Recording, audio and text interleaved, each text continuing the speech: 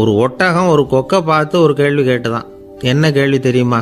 உன் கழுத்து ஏன் இப்படி வளைஞ்சி போயிருக்குது அப்படின்னு கேட்டிருக்கு.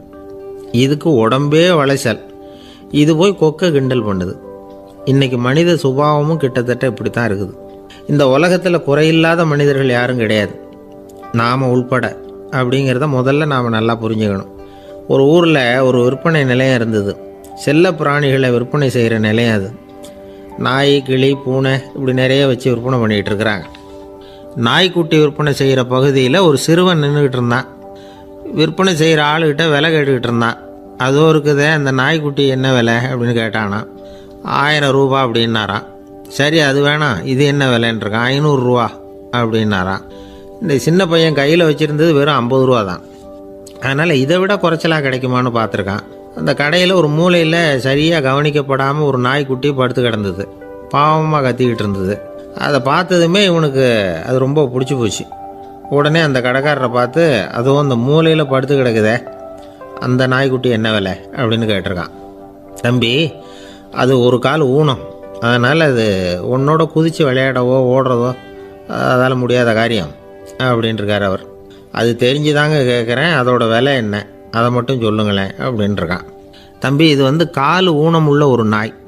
இதை போய் காசு கொடுத்து வாங்கிறதுக்கு யாராவது பிரியப்படுவாங்களா? இதை நான் உனக்கு இலவசமாகவே தர்றேன், எடுத்துகிட்டு போ அப்படின்னாரான். இதை கேட்டதும் அந்த சிறுவனுக்கு கோவம் வந்துட்டு தான். நீங்கள் ஒன்றும் சும்மா கொடுக்க வேணாம், இந்தாங்க 50 ரூபா, இதை வச்சுக்கிட்டு நாய்க்குட்டியை கொடுங்க அப்படின்ட்டுருக்கான். அவருக்கு ஒன்றும் புரியல, ஆச்சரியமாக இருந்தது. சரின்னு பணத்தை வாங்கிட்டு நாய்க்குட்டியை தூக்கி கொடுத்தார். அந்த சிறுவன் அந்த நாய்க்குட்டியை 2 கையாலையும் வாங்கினா, மார்போட பிரியமாக சேர்த்து அணைச்சிக்கிட்டான். தெருவில் இறங்கி நடக்கிறான். அப்படி நடக்கும்பொழுது தான் பார்க்குறார், கடைக்காரர் ஆச்சரியமாக அவனை பார்க்குறார். அப்போ தான் அவருக்கு ஒரு விஷயம் புரியுது. அந்த சிறுவன் தெருவில் நாய்க்குட்டியை மார்போடு அணைச்சிக்கிட்டு விந்தி விந்தி நடந்து போய்கிட்டு இருக்கிறான். ஆமாம், அவனுக்கும் ஒரு கால் ஊனம். இந்த நாய்க்குட்டியை யாருமே வாங்க மாட்டாங்கன்னு நினச்சிக்கிட்டு இருந்தார். குறையுள்ள அதுக்கும் ஒரு எஜமானன் கிடச்சிட்டான். அதனால் ஊனம் ஒரு குறை இல்லை அப்படிங்கிற உண்மையை அந்த கடைக்காரர் புரிஞ்சுக்கிட்டாரான்.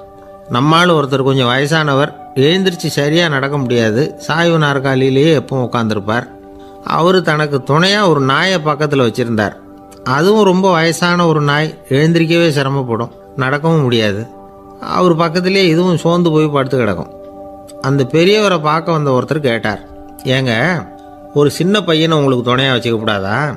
இந்த நாயை உங்களுக்கு பாதுகாப்பாக வச்சுருக்கிறீங்களே, உங்களுக்கு ஒரு ஆபத்துன்னா இது எப்படி உங்களுக்கு உதவ முடியும் அப்படின்னார். அப்போ அவர் சொன்னாராம், எனக்கு ஒரு ஆபத்துன்னா அந்த சமயத்தில் இந்த நாய் என்னை தனியாக விட்டுட்டு ஓடி போயிடாமல் இருக்கணும்ல, அதுக்காக தான் இதை நான் வச்சுருக்கிறேன் அப்படின்னாராம். நம்மளில் சில பேர் ரொம்ப தைரியமாக இருப்பாங்க. நாம் கூட சொல்கிறது உண்டு, அந்த ஆளுகிட்ட வர்றதுக்கு எமன் கூட பயப்படுவான் அப்படின்னு சொல்கிறது உண்டு. தைரியசாலிகளை நெருங்கிறதுக்கு எமன் பயப்படுவான் அப்படின்னு சொல்கிறது உண்மைதான். அது பொய் இல்லை. மன வலிமை இருக்குது பாருங்கள், அது மனுஷனை காப்பாற்றும். இது மருத்துவ ரீதியான உண்மை. உடல் கோளாறுகள் மன ஆரோக்கியத்தை பாதிக்கும். மன எழுச்சி, மன போராட்டம் இதெல்லாம் உடல் இயக்கத்தில் மாறுதலை உண்டாக்குது. சில வகையான நோய்களுக்கும் மனசுக்கும் இருக்கிற சம்பந்தம் என்னங்கிறத பற்றியெல்லாம் இப்போ ஆராய்ச்சி பண்ணுறாங்க. ஆஸ்மா, மூட்டு வலி, பெருங்குடல் அழற்சி, உயர் இரத்த அழுத்தம், சோரியாசிஸுங்கிற தோல் வியாதி, வயிற்று புண்ணு, இந்த தைராய்டு நச்சுத்தன்மை, இது மாதிரி நோய்களை உண்டாக்குறதுல மனசோட பங்கு என்னங்கிறத பற்றியெல்லாம் ஆய்வு பண்ணி பார்த்துருக்குறாங்க. எதுக்கு எடுத்தாலும் சோர்ந்து போகிறது, தோண்டு போகிறது, இப்படிப்பட்ட மனவாகு, அதோட யாரும் நமக்கு உதவ முடியாது அப்படிங்கிற மனோபாவம், கைவிடப்பட்ட மனநிலைமை, இதெல்லாம் நோயோட தீவிரத்தை ரொம்ப அதிகரிக்க செய்யுதான். இவங்கெல்லாம் அந்த கைகால் வலிக்குது, உடம்பு அசதியாக இருக்குது, தூக்கம் வரல, முதுகு வலிக்குது, உடம்புல உணர்ச்சி குறையுது, கை கால் விரல்லாம் மரத்து போகுது, இப்படி ஏதாவது சொல்லிக்கிட்டு டாக்டர்களை தேடி வந்துக்கிட்டு இருப்பாங்க. நெஞ்சு வலி யாருக்கு வருது தெரியுமா? பதற்றம், போட்டி மனப்பான்மை, அளவுக்கு அதிகமான வேகம், துடிப்பு, பேராசை, எதுலேயும் கட்டுப்பாடு, நேரம் தவறாமை, அப்புறம் இதெல்லாம் உள்ள மனவாக உள்ளவங்க இருக்கிறாங்கல்ல, அவங்க பெரும்பாலும் நெஞ்சு வலிக்கு ஆளாயிடுறாங்களாம். ஃப்ரீட்மேன் அப்படிங்கிறவர் நிறைய ஆராய்ச்சியெல்லாம் பண்ணி பார்த்துட்டு இதை உறுதிப்படுத்தியிருக்கிறார். அவர் பண்ணின ஆராய்ச்சியில் என்னெல்லாம் தெரிய வந்தது தெரியுமா? பொறுப்பு அதிகம் உள்ளவங்களுக்கு கண்டிப்பாக இரத்த அழுத்தம் வரும். அதிகமாக இருக்குமா. அதே மாதிரி கண்டிப்பாக இருக்கிறாங்கல்ல, அவங்களுக்கும் ரத்த அழுத்தம் அதிகரிக்குமா. ரத்த அழுத்தம் தனக்கு அதிகமாக இருக்குங்கிறத தெரிஞ்சுக்கிட்டவங்க தலைவலி, மயக்கம், இந்த தலை சுத்தல், அசதி இது மாதிரியான உணர்வுகளை அவங்களுக்கு வந்துடும், அது மாதிரி உணர்வு. ஆனால் உண்மை என்ன தெரியுமா, இதெல்லாம் ரத்த அழுத்தத்தினால இல்லை. ரத்த அழுத்தம் கட்டுப்பாட்டுக்குள்ளே இருந்தால் கூட இவங்க இப்படி நினைக்கிறாங்களாம். இதுக்கு காரணம் மனசு தான் அப்படிங்கிறார் அவர். சில பேர் எப்படி தெரியுமா, ஒருத்தர் மாரடைப்பால் இறந்து போனார் அப்படின்னு கேள்விப்பட்டால் போதும், இறந்து போகிறதுக்கு காரணம் இதயம்தான் அப்படிங்கிற பீதியால், இதய தளர்ச்சி அப்படிங்கிற மனநோயால் பாதிக்கப்படுறார். இவங்கெல்லாம் அடிக்கடி தங்களுடைய இதய பகுதியை தொட்டு பார்த்துக்குவாங்க, நாடியை பிடிச்சி பார்த்துக்குவாங்க. அடிக்கடி மூச்சை உள்ளுக்கு இழுத்து வெளியில் விட்டு வலி வருதா அப்படின்னு பார்த்துக்கிட்டு இருப்பாங்க. வேறு எங்கேயாவது வலிச்சா கூட நெஞ்சை வலிக்குதா அப்படின்னு பார்ப்பாங்க. நெஞ்சு வலிக்குதுன்னு கூட சில பேர் சொல்ல ஆரம்பிச்சிருவாங்க. ஆஸ்மாவுக்கும் மனசுக்கும் சம்பந்தம் உண்டு. தீர்வு காண முடியாத மன போராட்டங்கள் எல்லாத்துக்கும் அடுத்தவங்களையே சார்ந்து இருக்கிற மனநிலை, இதெல்லாம் ஆஸ்மாவினுடைய தீவிரத்தை அதிகப்படுத்திடும். பயம், இது எப்படின்னா என்ன நடக்குமோங்கிற பதற்ற நிலை, அப்புறம் இந்த பயம் இதெல்லாம் சுவாசித்தலை அதிகரிக்க செய்யுது இல்லையா. இதனால் இரத்தத்தின் காரத்தன்மை அதிகமாகி நோயின் தீவிரமும் அதிகமாகுது. மன போராட்டம், மனக்கவலை, மன இறுக்கம் இதெல்லாம் தோல் வியாதியை தூண்டி விடுதான். இது மாதிரி இன்னும் எவ்வளவோ இருக்குது. அதனால் இன்றைக்கி நமக்கு தேவை என்னென்னா மன வலிமை, மலர்ந்த முகம். இது ரெண்டும் இருந்துட்டுதுன்னா பலவிதமான நோய்கள் நம்மக்கிட்ட நெருங்கி வராது. டாக்டர் என்ன நெருங்காமல் இருக்கிறதுக்கு நான் ஒரு காரியம் பண்ணுறேன் அப்படின்னார் ஒருத்தர். அவர் என்ன அர்த்தத்தில் சொன்னார்னா, டாக்டர் அவரை நெருங்காமல் இருக்கிறதுக்கு அவர் ஒரு காரியம் பண்ணுறாராம். நண்பர்கிட்ட சொன்னார். நண்பர் கேட்டார், அது என்ன காரியம் பண்ணுற அப்படின்னு கேட்டார். தினம் ஒரு ஆப்பிள் பழம் சாப்பிட்றேன்னார் அவர். ஏன்னா ஆங்கிலத்தில் ஒரு பழமொழி சொல்லுவாங்கள்ல, an apple a day keeps doctor away அப்படிம்பாங்க.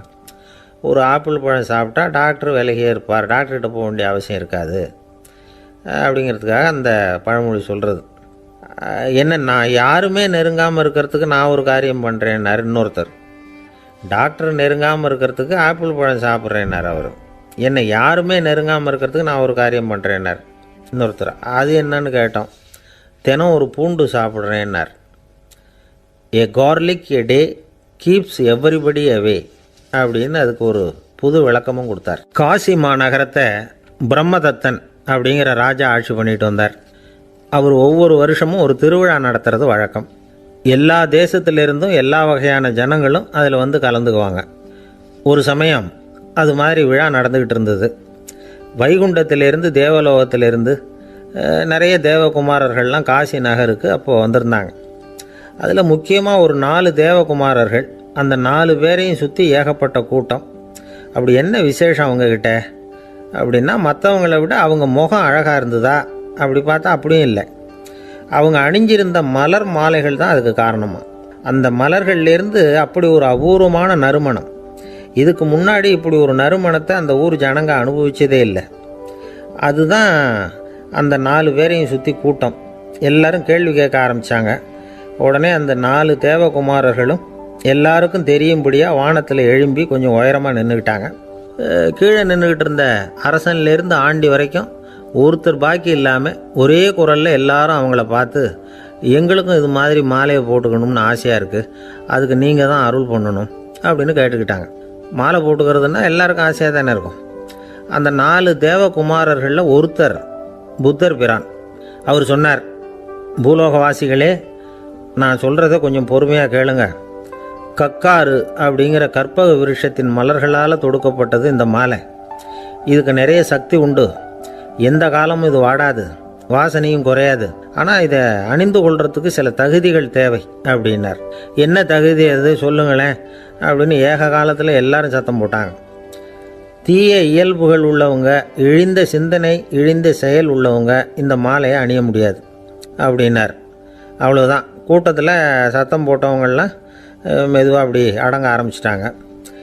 இன்னொரு தேவகுமாரன் சொன்னார், அடுத்தவங்க பொருளை அபகரிக்காதவன், அடுத்தவங்களுக்கு கெடுதல் பண்ணக்கூடிய பொய் பேசாதவன், பேராசையினால் கெட்ட வழியில் பொருள் ஈட்ட நினைக்காதவன் இந்த மாலையை போட்டுக்கலாம் அப்படின்னார். கூட்டத்திலிருந்து யாரும் முன்னுக்கு வரல. ஒரே ஒரு ராஜகுரு மட்டும் கொஞ்சம் முன்னாடி வந்தார். பெரியவர், படித்தவர் அவர். எனக்கு தகுதி இருக்குது அந்த மாலையை போட்டுக்கிறதுக்கு அப்படின்னார். வேறு ஒன்றும் இல்லை, பொய் சொல்லியாவது அந்த மாலையை வாங்கிக்குவோமே அப்படின்னு முடிவு பண்ணிட்டார் அவர். அவ்வளோதான், மாலையை வாங்கிட்டார். அடுத்த தேவகுமாரன் பேசினார். யாருக்கு திடமான அறிவும் மனமும் இருக்குதோ, யாருக்கு நல்ல காரியங்களில் அசையாத ஈடுபாடு இருக்குதோ, நல்ல அரிய பொருள்களை தனியாக தான் மட்டும் அனுபவிக்க விரும்பாதவர் யாரோ அவர் முன்னாடி வந்து இந்த மாலையை வாங்கிக்கலாம் அப்படின்னார். அந்த தகுதியும் எனக்கு இருக்குன்னார் ராஜகுரு. மாலையை வாங்கி போட்டுக்கிட்டார். இன்னொரு ராஜகுமாரன் பேச ஆரம்பித்தார். அறநெறியில் செல்வம் சேர்க்கணும், ஆடம்பர பொருள்களுக்கு அடிமையாகக்கூடாது, வெற்றி அடைஞ்சாலும் கர்வம் வரக்கூடாது, அப்படிப்பட்டவங்க இந்த மாலையை போட்டுக்கலாம்னார். துணிஞ்சு பொய் சொல்லி அதையும் வாங்கி கழுத்தில் போட்டுக்கிட்டார் இந்த ராஜகுரு. இன்னொரு ராஜகுமாரன் சொன்னார். சான்றோர்களை நிந்திக்காதவங்க, புறம் பேசாதவங்க இந்த மாலையை போட்டுக்கலாம்னார். அதையும் வாங்கி போட்டுக்கிட்டார். திருவிழா முடிஞ்சுது, எல்லாரும் திரும்பி போயிட்டாங்க. மறுநாள் ராஜகுரு 4 மாலைகளையும் போட்டுக்கிட்டு ராஜசபைக்கு வரார். வந்தவர் ரொம்ப அவஸ்தையோடு வர்றார். மாலையெல்லாம் வாடி போயிட்டுது, வாசனை எதுவும் கிடையாது. அது மட்டும் இல்லை, அவருக்கு கடுமையான தலைவலி வேறு வந்துட்டுது.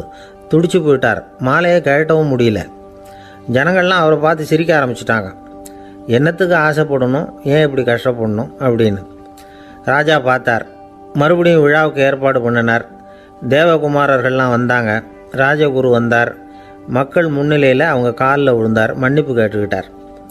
இந்த மாலையை போட்டுக்கிற தகுதி எனக்கு இல்லை.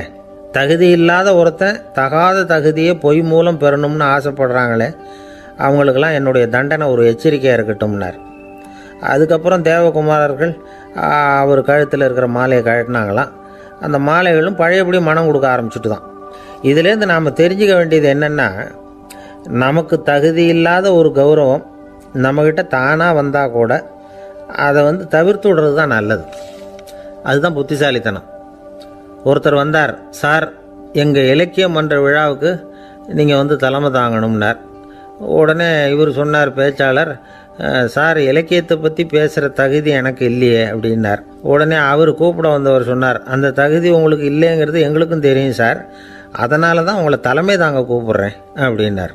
அது சரி, தலைமைன்னா அதுக்கு இவர் என்னதான் அர்த்தம் பண்ணுறாருன்னு தெரியல. ஒரே ஒரு ஊரில் ஒரு ராஜா இருந்தார். அவர் பேரில் மக்களுக்கு ரொம்ப மரியாதை. அவ்வளவு நல்லா ஆட்சி புரிஞ்சுக்கிட்டு வந்தார். அவருக்கு வயசாகிட்டுது. அதனால் ஒரு நாள் அமைச்சரை கூப்பிட்டார். இதை பாருங்கள், எனக்கு வயசாகிட்டுது, அதனால் இந்த அரச பொறுப்பையெல்லாம் நீங்கள் ஏற்றுக்குங்க அப்படின்னார். அதுக்கப்புறம் ராணியை கூப்பிட்டார். வா, நாம் இனிமேல் இங்கே இருக்க வேணாம், காட்டுக்கு போய் தவம் பண்ணலாம் அப்படின்னு கூப்பிட்டார். இந்த செய்தி மக்களுக்கு அறிவிக்கப்பட்டது. மக்கள் உடனே கூட்டம் கூட்டமாக அரண்மனைக்கு வர ஆரம்பிச்சிட்டாங்க. மன்னரை போய் பார்க்குறாங்க. அரசே, தாங்கள் எங்களுக்கு தந்தை மாதிரி. நீங்கள் காட்டுக்கு போயிட்டால் நாங்கள்லாம் இங்கே எப்படி இருக்க முடியும்? எங்களுக்கெல்லாம் எந்த துன்பமும் இல்லாமல் பார்த்துக்கிட்டு வர்றீங்க. இது மாதிரியான ஒரு அரசாட்சி இல்லைன்னா மக்கள் வாழ்ந்து என்ன பயன் அப்படின்னாங்க. இருந்தாலும் என்ன பண்ணுறது, வயசாயிட்ட காரணத்தினால இந்த முடிவுக்கு வர வேண்டியிருக்குது அப்படின்னாரா ராஜா. அப்படின்னா நீங்கள் காட்டுக்கு போக வேணாம், நாங்கள் போகிறோம். நாங்கள் அங்கே போய் தவம் பண்ணுறோம், வழிபாடு பண்ணுறோம். கடவுள் வருவார், அவர்கிட்ட வரம் வாங்கிட்டு வந்துடுறோம் அப்படின்னாங்களாம். அப்படி சொல்லிவிட்டு உடனே எல்லோரும் காட்டுக்கு போனாங்க. நாட்டு மக்கள் எல்லாரும் ஒட்டு மொத்தமாக காட்டில் உட்காந்துக்கிட்டு தவம் பண்ணுறதை பார்த்தார் கடவுள். உடனே புறப்பட்டு வந்தார். எல்லோரும் இப்படி உட்காந்துருக்கிறீங்களே, என்ன வேணும் உங்களுக்கு அப்படின்னு கேட்டார். உடனே மக்கள் எல்லாரும் ஒரு குரலில் சொன்னாங்க, சுவாமி, எங்கள் மன்னன் ரொம்ப நாளைக்கு நல்லபடியாக இருக்கணும். அவர் மகிழ்ச்சியாகவும் உடல் நலத்தோடும் இருந்தால் தான் நாங்கள் அமைதியாக வாழ முடியும் அப்படின்னாங்க. சரி, அதுக்கு என்ன செய்யணும் அப்படின்னார் ஆண்டவன். எங்கள் மன்னருக்கு இன்னும் ஒரு 100 வருஷம் ஆயுளை கொடுங்க அப்படின்னாங்க. அவ்வளவுதானே, சரி அப்படியே ஆகட்டும் அப்படின்னு சொல்லிவிட்டு ஆண்டவன் போயிட்டார். மக்கள் மகிழ்ச்சியோடு திரும்பி வந்தாங்க. மன்னா, கடவுள் வரம் கொடுத்துட்டார், நீங்கள் 100 வருஷம் வாழ போகிறீங்க அப்படின்னாங்க. இதை கேட்டதும் ராணி ராஜாவை வணங்கி, நான் தவம் செய்ய போகிறேன் அப்படின்னு புறப்பட்டாங்க. உடனே மக்கள் என்ன நினச்சாங்க தெரியுமா? ஐயோ, நாம் ராஜாவுக்கு மட்டும்தானே நீண்ட ஆயுள் வேணும்னு வரம் வாங்கினோம், ராணிக்கு வாங்கலையே, அதுதான் கோபத்தில் புறப்பட்டாங்க போல இருக்கு அப்படின்னு நினச்சி வருத்தப்பட்டாங்க. ஆனால் ராணி நினச்சது அது இல்லை. ராணி போய் தவம் பண்ணாங்க, கடவுள் காட்சி கொடுத்தார். இவங்க கேட்குறாங்க, சுவாமி ராஜாவுக்கு மட்டும் 100 வருஷம் ஆயுள்னு வரம் கொடுத்துட்டீங்க, அப்படின்னா குடிமக்களும் 100 வருஷம் இருக்கணும். இப்படிப்பட்ட குடிமக்கள் இல்லைன்னா அப்படிப்பட்ட அரசன் இருந்து என்ன பிரயோஜனம் அப்படின்னாங்களாம். ஆண்டவன் பார்த்தார், சரி அவங்களும் 100 வருஷம் வாழ்வாங்க, அது மட்டும் இல்லை நீயும் 100 ஆண்டு காலம் வாழ வரமளிக்கிறேன் அப்படின்னு சொல்லிவிட்டு மறைஞ்சிட்டார். இதில் ஆண்டவன் வர்றதும் மறையிறதும் முக்கியம் இல்லை. இதில் கவனிக்க வேண்டியது ஆள்கிறவனின் விசால மனம், குடிமக்களின் விசால மனம், ஆள்கிறவன் மனைவியினுடைய விசால மனம். இப்படி ஒரு நாடு இருந்துட்டுதுன்னா எப்படி இருக்கும் வாழ்க்கை நினச்சி பாருங்கள். அதனால தான் பெரியவங்கள்லாம் சொல்கிறாங்க, இதய வாசல் திறந்தே இருக்கணும், இதயத்தின் கதவுகளை மூடாதீங்க அப்படின்னு சொல்லுவாங்க. என்கிட்ட ஒருத்தர் சொன்னார், என்னுடைய இதய வாசல் எப்போவும் திறந்தே தான் இருக்குதுன்னார். எதனால் அப்படி சொல்கிறீங்க அப்படின்னு கேட்டோம். டாக்டரே சொல்லிவிட்டார், என்னுடைய இதயத்தில் ஒரு ஓட்டை இருக்குது அப்படின்னு, வால்வு சரியில்லையா அப்படிங்கிறார். அளவுக்கு மிஞ்சினால் அமிர்தமும் நஞ்சு அப்படின்னு சொல்லுவாங்க. அது உண்மைதான். ஒருத்தருக்கு அளவுக்கு மீறிய புகழ் வந்துட்டுதுன்னு வச்சுங்க, அது கூட ஆபத்தாக போயிடுறது உண்டு. பழங்காலத்துல எல்லாம் கிரேக்க தேசத்தில் ஒரு பழக்கம் உண்டாம். அதாவது யாராவது ஒருத்தரை நாடு கடத்தணும்னா அதுக்கு ஒரு வழி உண்டு. அதாவது ஒருத்தரை நாடு கடத்தணும்னு மக்கள் விரும்புகிறாங்கன்னு வச்சுங்களேன், அவர் பேரை ஒரு மண்பாண்ட ஓட்டுச்சில்லில் எழுதி அதை ஒரு குறிப்பிட்ட பொது இடத்துல போட்டுற வேண்டியது, அவ்வளவுதான். இது மாதிரி பல பேர் போட்டுக்கிட்டே இருப்பாங்க, எல்லாம் அப்படியே குவிஞ்சு போயிடும். அந்த ஓட்டாஞ்சில்லு குவியலில் யாருடைய பேர் அதிகமாக இருக்குதோ அந்த நபரை ஒரு 10 ஆண்டுகள் நாடு கடத்தி விடுவாங்க. இது அந்த ஊர் வழக்கமாக. ஒரு நாள் அந்த குவியலுக்கு பக்கத்தில் ஒரு ஆள் நின்றுக்கிட்டு இருக்கிறான். அவன் கையில் ஒரு ஓட்டாஞ்சில்லு வச்சுருக்கிறான். அதில் யாரோட பேரையோ எழுதணும், எழுதி அந்த இடத்துல போடணுங்கிறது அவன் ஆசை. ஆனால் அவன் படிக்காதவன், அதனால் எழுத தெரியல. யாராவது அந்த வழியாக வர்றாங்களான்னு பார்த்துக்கிட்டே நின்றுக்கிட்டு இருந்தான். ஒரு பெரியவர் வந்துக்கிட்டு இருந்தார். அவர்கிட்ட ஓடினான், கையில் இருந்த மண்பாண்ட சில்லை கொடுத்தான். ஐயா இதில் ஒரு பேர் எழுதி கொடுங்களேன்னா. அந்த பெரியவர் அதை வாங்கி கையில் வச்சுக்கிட்டு, என்ன பேர் எழுதணும் சொல்லு அப்படின்னா. இவன் சொன்னான், அரிஸ்டைடிஸ் அப்படின்னு எழுதுங்க அப்படின்னா. இதை கேட்டதும் அந்த பெரியவருக்கு அதிர்ச்சி. ஏன்னா அவர் தான் அரிஸ்டைடிஸ், தத்துவ மேதை அரிஸ்டைடிஸ் அவர். இருந்தாலும் நான் தான் அதுங்கிறத காட்டிக்காமல் அந்த ஆளுகிட்ட கேட்டார், அது சரிப்பா, அரிஸ்டைடிஸுங்கிற பேரை எழுத சொல்கிற, அவர் உனக்கு என்ன கெடுதல் பண்ணார், அவர் பேரை இதில் எழுத சொல்கிறியே அப்படின்னு கேட்டிருக்கார். அதுக்கு இவன் சொன்னானா, அவர் எனக்கு எந்த கெடுதலும் பண்ணலை, அவரை நான் பார்த்தது கூட இல்லை அப்படின்ட்டுருக்கான். அப்புறம் எதுக்காக அவரை நாடு கடத்தணும்னு நீ ஆசைப்படுற அப்படின்னு கேட்டிருக்கார். இப்போ அந்த ஆள் சொல்கிறான், அரிஸ்டைடஸை பற்றி எல்லாரும் பேசுகிறாங்க, அவர் ரொம்ப நல்லவர், அவர் ஒரு பெரிய அறிவாளிங்கிறாங்க, அவர் ஒரு பெரிய வள்ளல், பேரறிஞர், இப்படி எல்லாரும் சொல்கிறத கேட்டு கேட்டு எனக்கு ரொம்ப அலுத்து போயிட்டுது, அதனால தான் வெறுப்பாயிட்டேன் அப்படின்னு நானும். இதிலேருந்து என்ன தெரியுது, நாம் நல்லவனாக இருக்கிறதுல ஒன்றும் இடைஞ்சல் இல்லை. ஆனால் நம்மளை நல்லவன் நல்லவன் எல்லாரும் சொல்ல ஆரம்பிச்சிட்டாங்கன்னு வச்சுக்கோங்க, அப்போ இடைஞ்சல் ஆரம்பம்னு அர்த்தம். எதுவுமே அளவுக்கு மிஞ்சி போகாமல் பார்த்துக்க வேண்டியது ரொம்ப அவசியம். அளவுக்கு அதிகமாக ஆசைப்படாதவங்களில் ஆப்ரஹாம் லிங்கனும் ஒருத்தரான். அவர் ஒரு தடவை தன்னுடைய நண்பர்கள்கிட்ட பேசிக்கிட்டு இருந்தாராம். ஒருத்தர் கேட்டிருக்கார், ஒரு மனுஷனுக்கு கால்கள் எவ்வளோ உயரம் இருக்கணும் அப்படின்னு கேட்டாராம். இதுக்கு ஆப்ரஹாம் லிங்கன் சொன்னாராம், அது என்ன, இடுப்புலேருந்து தரையை தொடுற அளவுக்கு உயரம் இருந்தால் போதும் அப்படின்னாராம். ஒரு ஜென் துறவி, அவருக்கு ரொம்ப வயசாயிட்டுது, கடைசி காலம். நண்பர்களெல்லாம் கூப்பிட்டார். நண்பர்களே, நான் வித்தியாசமான முறையில் சாகணும்னு ஆசைப்படுறேன், அதுக்கு ஏதாவது யோசனை சொல்லுங்களேன் அப்படின்னு கேட்டாராம். நண்பர்கள் சிரித்தாங்க. என்ன பேச்சு பேசுகிறீங்க, சாவறதுங்கிறது என்ன விளையாட்டு கத்தனமான காரியமா அப்படின்னு கேட்டிருக்காங்க. அந்த துறவி கொஞ்ச நேரம் யோசனை பண்ணார். அப்புறம் கேட்டாராம், இது வரைக்கும் யாராவது நடந்துக்கிட்டே இறந்துருக்குறாங்களா அப்படின்னாராம். எல்லாரும் இல்லைன்னாங்களாம். ஒருத்தர் மட்டும் சொல்லியிருக்கார், அப்படியும் ஒருத்தர் இறந்துருக்கிறதாக ஒரு கதையில் படிச்சிருக்கிறேன், ஒரு ஞானியால் தான் அப்படியெல்லாம் செய்ய முடியும் அப்படின்னு அவர் சொன்னாராம். சரி, அப்படின்னா அந்த முறை நமக்கு வேணாம், நின்றுக்கிட்டே யாராவது உயிரை விட்டுருக்காங்களா அப்படின்னு விசாரிச்சாராம். அப்படியும் ஒருத்தர் இறந்துருக்கிறார் அப்படின்னாங்களாம். மறுபடியும் அந்த துறவி யோசனை பண்ணியிருக்கிறார், ஏதாவது வித்தியாசமான முறையில் நாம் போகணும் அப்படிங்கிறது அவருடைய விருப்பம். மனிதன் எப்படி வாழ்கிறானோ அப்படி இறப்பது தான் நல்லது. சரி, யாராவது தலைகீழாக வந்து யோகம் செய்யும் நிலையில் இறந்துருக்குறாங்களா அப்படின்னு விசாரித்தாராம். நண்பர்கள் சிரித்தாங்க. தலைகீழாக நின்னபடி இறந்ததாக நாங்கள் கேள்விப்பட்டதே இல்லை, அது முடியாத காரியம் அப்படின்ட்டுருக்காங்க. இப்போ அந்த துறவிக்கு திடீர்னு உற்சாகம் வந்துட்டுது. உடனே எழுந்திரிச்சார், தலைகீழாக நின்னார், அப்படியே உயிரை விட்டுட்டார். அவ்வளோதான். அந்த மடாலயத்தில் ஒரே குழப்பம். எப்படி அவரை கீழே இறக்கி படுக்க வைக்கிறது அப்படின்னு புரியல. இப்படி உயிர் விடுறதை பற்றி அவங்க இது வரைக்கும் கேள்விப்பட்டதும் இல்லை. உண்மையிலேயே வந்து இவர் வந்து இறந்து தான் போனாராங்கிறதும் தெரியல. சோதித்து பார்த்தாங்க. இதய துடிப்பு, நாடி துடிப்பு எல்லாம் நின்று போயிருந்தது. இவர் எப்பவும் இப்படி தான், என்ன பண்ணுறது இப்போது அப்படின்னு சொல்லி எல்லாரும் குழம்பிக்கிட்டு இருக்கிற சமயத்தில் ஒரு பெரிய ஒரு யோசனை சொன்னார். இந்த துறவியோட மூத்த சகோதரி பக்கத்து மடாலயத்தில் இருக்கிறாங்க, அவங்கள இங்கே அழைச்சிட்டு வந்தால் ஏதாவது வழி கிடைக்கும் அப்படின்னார். அந்த அம்மாவுக்கு 90 வயசு. அழைச்சிட்டு வந்தாங்க. ஒரு குச்சியை ஊன்றிக்கிட்டு அப்படியே மெதுவாக நடந்து வந்தாங்க. வந்து தம்பி, தலைகீழாக நின்று உயிர் விட்டு இறக்கிறத பார்த்தாங்க. தம்பின்னு கூப்பிட்டு பார்த்தாங்க, ஒன்றும் காணோம். உடனே என்ன பண்ணாங்க, தன்னுடைய கைத்தடியால் தம்பியோட உடலை ஒரு தட்டு தட்டினாங்க. ஏப்பா, சாகிறப்பவும் உன்னுடைய குறும்புத்தனத்தை விடலையா? இப்படியாடா சாகிறது, ஒழுங்காக செத்து தொலை அப்படின்னாங்களாம். அவ்வளவுதான். உடனே அந்த துறவி திரும்பி நேராக நின்னார். அக்கா, கோவப்படாத, நான் ஒழுங்காக சாகிறேன், எப்படி செத்தா என்ன, எல்லாம் எனக்கு ஒன்று தான் அப்படின்னு சொல்லிவிட்டு அப்படியே தரையில் படுத்து உயிரை விட்டாராம். அதுக்கப்புறம் அந்த அம்மா கோலை வந்து கையில் எடுத்துக்கிட்டு அப்படியே திரும்பி கூட பார்க்காம அவங்க பாட்டுக்கு போயிட்டாங்களாம். மரணத்தை ஒரு விளையாட்டாக ஆக்கிய அந்த துறவிக்கு வாழ்க்கையே ஒரு விளையாட்டாக தான் இருந்திருக்குது. எந்த நோக்கமும் இல்லாமல் செயல்படுறதுன்னா என்னங்கிறதும் அவருக்கு தெரிஞ்சிருக்குது.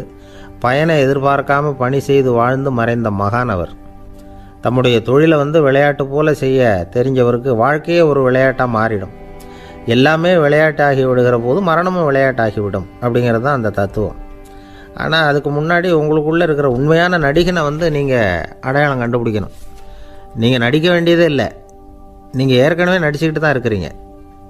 நீங்கள் இந்த உண்மையை தெரிஞ்சுக்கணும், அவ்வளவுதான். இதுதான் ஞானிகளுடைய கருத்து. நீங்கள் தெருவில் நடந்து போயிட்டுருக்கிறீங்க, எதிரில் வர்றவர் உங்களை பார்த்து எப்படி இருக்கிறீங்கன்னு கேட்குறார். நல்லா இருக்கிறேங்கிறீங்க. உண்மையிலேயே நாம் நல்லா இருக்க மாட்டோம், ஏதாவது உடம்புல கோளாறு இருக்கும். ஆனால் அப்படி சொல்லுவோம், நல்லா இருக்கிறேன் அப்படின்னு. அது நடிப்பு தானே. உங்களை சந்தித்ததில் ரொம்ப மகிழ்ச்சி அப்படின்னு சொல்கிறோம். உடனே கொஞ்சம் நிதானமாக யோசிச்சு பாருங்கள், உண்மையிலேயே உங்கள் மனசு மகிழ்ச்சி அடைஞ்சுட்டுதா? அது நடிப்பு தானே. வாழ்க்கையை சரியாக புரிஞ்சுக்கிட்டால் எல்லாமே நடிப்புங்கிறது புரியும். கல்யாண பத்திரிக்கை அனுப்பியிருந்தேனே, ஏன்டா வரலன்னு கேட்டான் ஒருத்தன். வந்திருந்தேனே அப்படின்னானா இவன். டேய், ஏன்டா போய் சொல்கிற, நான் பத்திரிக்கையே உனக்கு அனுப்பலையே அப்படின்ட்டுருக்கான் அவன். அதுக்கு இவன் சொன்னானா, பத்திரிக்கை அனுப்புனேன்னு நீ போய் சொல்கிறப்போ கல்யாணத்துக்கு வந்தேன்னு நான் போய் சொல்லக்கூடாதா அப்படின்னானா. ஒரு பெரிய பியானோ கலைஞர் வியன்னாவில் இருந்தார். ரொம்ப புகழ்பெற்ற இசை கலைஞர் அவர். இங்கிலாந்து மகாராணி விக்டோரியா அவருடைய சங்கீதத்தை கேட்கணும்னு ஆசைப்பட்டாங்க. அவரை அரண்மனைக்கு கூப்பிட்டாங்களாம். பியானோ வாசிக்க சொல்லி கேட்டாங்களாம். இவரும் ரொம்ப பிரமாதமாக வாய்ச்சி காட்டியிருக்கார். உடனே பாராட்டி பரிசுகள்லாம் கொடுத்து அனுப்புனாங்களாம். அந்த இசையை கேட்குறதுல அரசிக்கு ரொம்பவும் ஆர்வம் உண்டு. அதனால் அதுக்கப்புறமும் அந்த கலைஞர் அடிக்கடி அரண்மனைக்கு வர வேண்டிய அவசியம் ஏற்பட்டது. ஏன்னா அரசி கூப்பிட ஆரம்பித்தாங்க. இவர் போகணும், அங்கே இசை நிகழ்ச்சி நடத்தணும். இவர் அங்கே பாடி வாசிக்கிறது உண்டு.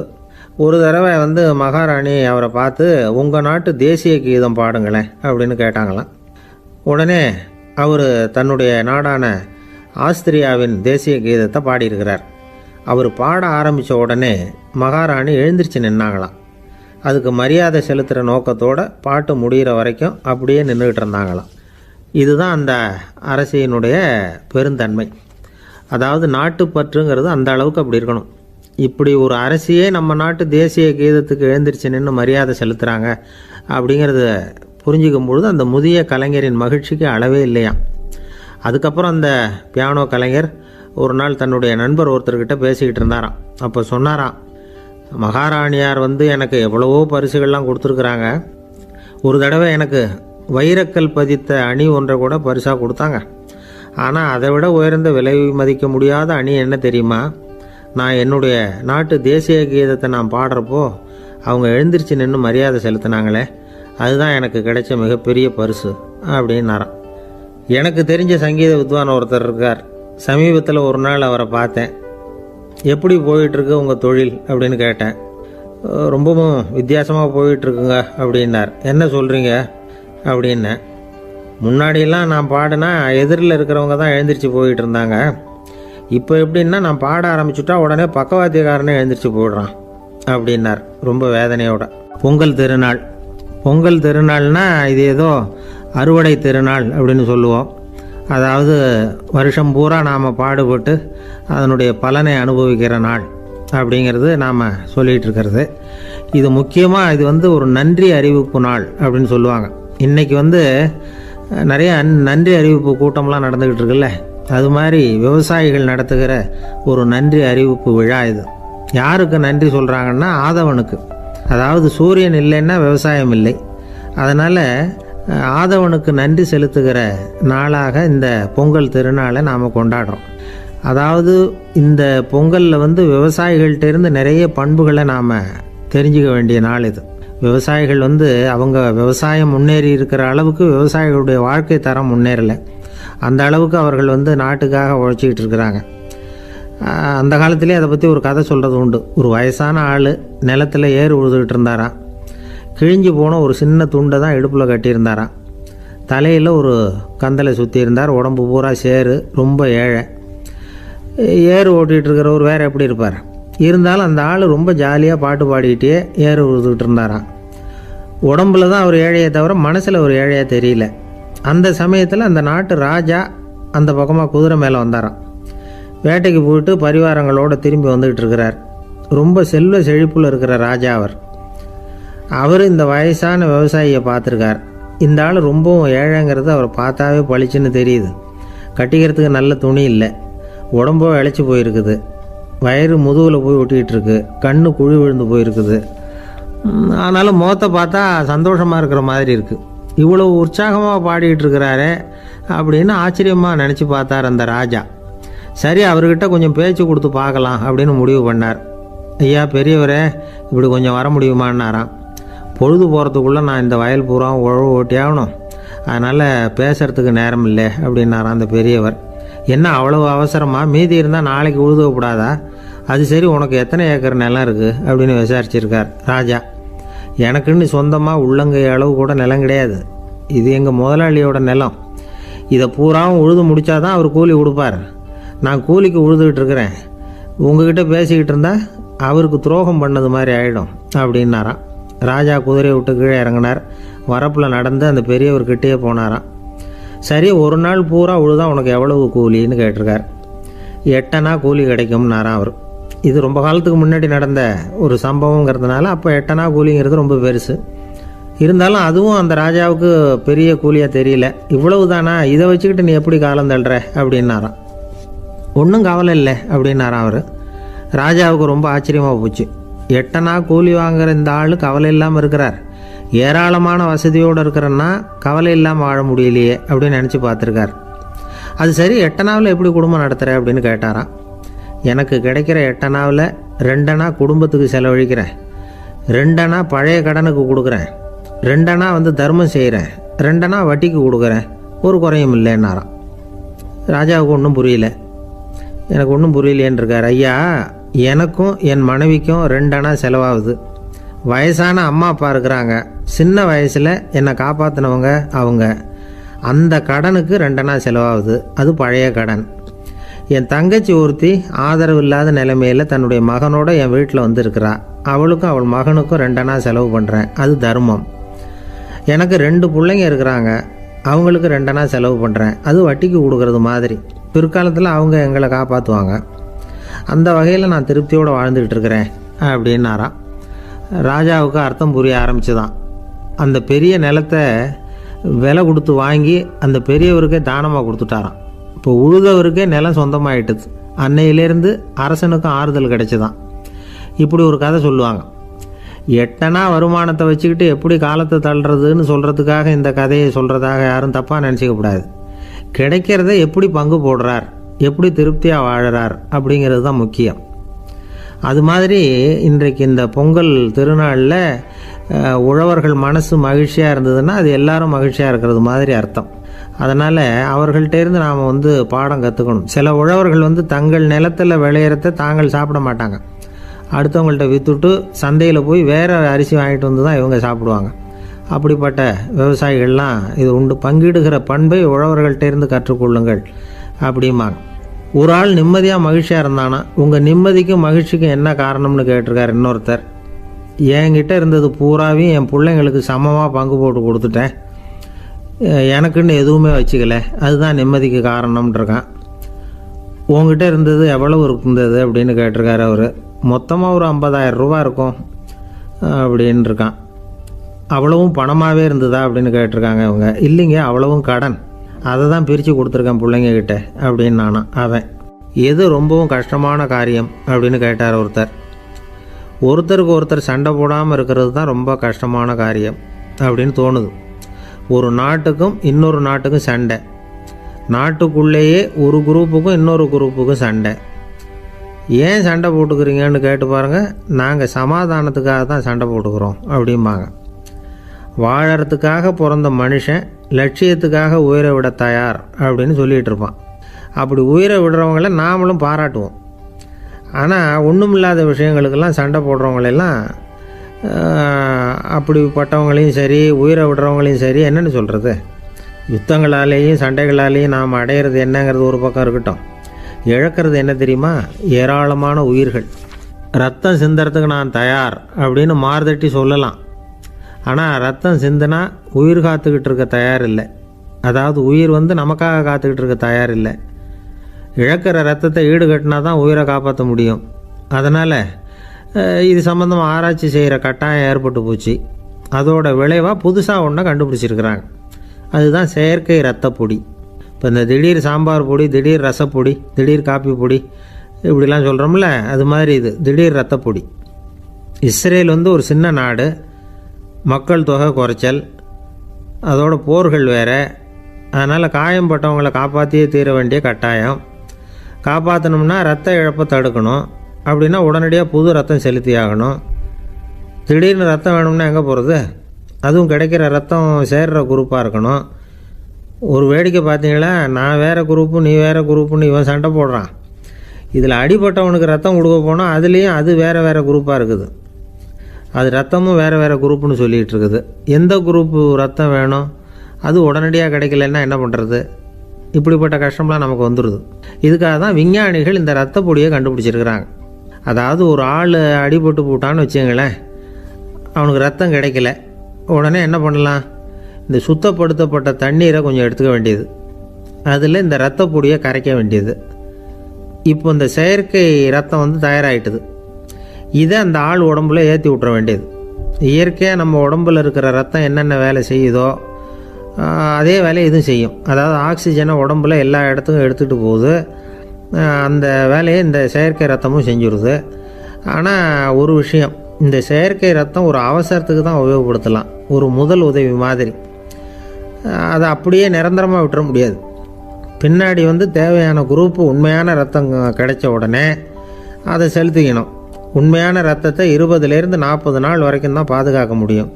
அதுவும் குளிர்பதன பெட்டியில். அதுக்குள்ளே உபயோகப்படுத்தலைன்னா அது வீணாக போயிடும். இந்த ரத்த பொடி அப்படி இல்லை, எவ்வளோ நாள் வேணும்னாலும் அப்படியே வச்சுருக்கலாம். குளிர்பதன பெட்டியும் தேவையில்லை. ஆனால் ஒன்று, இது தண்ணியில் கலந்து செயற்கை ரத்தமாக ஆக்கிவிட்டா அதோட வலு 72 மணி நேரம் தான். அதாவது 3 நாள். அதுக்குள்ளே அந்த ஆசாமியை எங்கேயாவது ஆஸ்பத்திரிக்கு தூக்கிட்டு போய் உண்மையான ரத்தத்தை கொடுத்துடணும். சண்டையில் அடிபடுறவங்க, சாலை விபத்தில் அடிபடுறவங்க, இவங்களுக்கெல்லாம் அவசரத்துக்கு கை கொடுத்து உதவுறது இந்த செயற்கை ரத்த பொடி. அதுக்கப்புறம் நாம் கொடுக்குற ரத்தம் தான் அவங்கள காப்பாற்றணும்.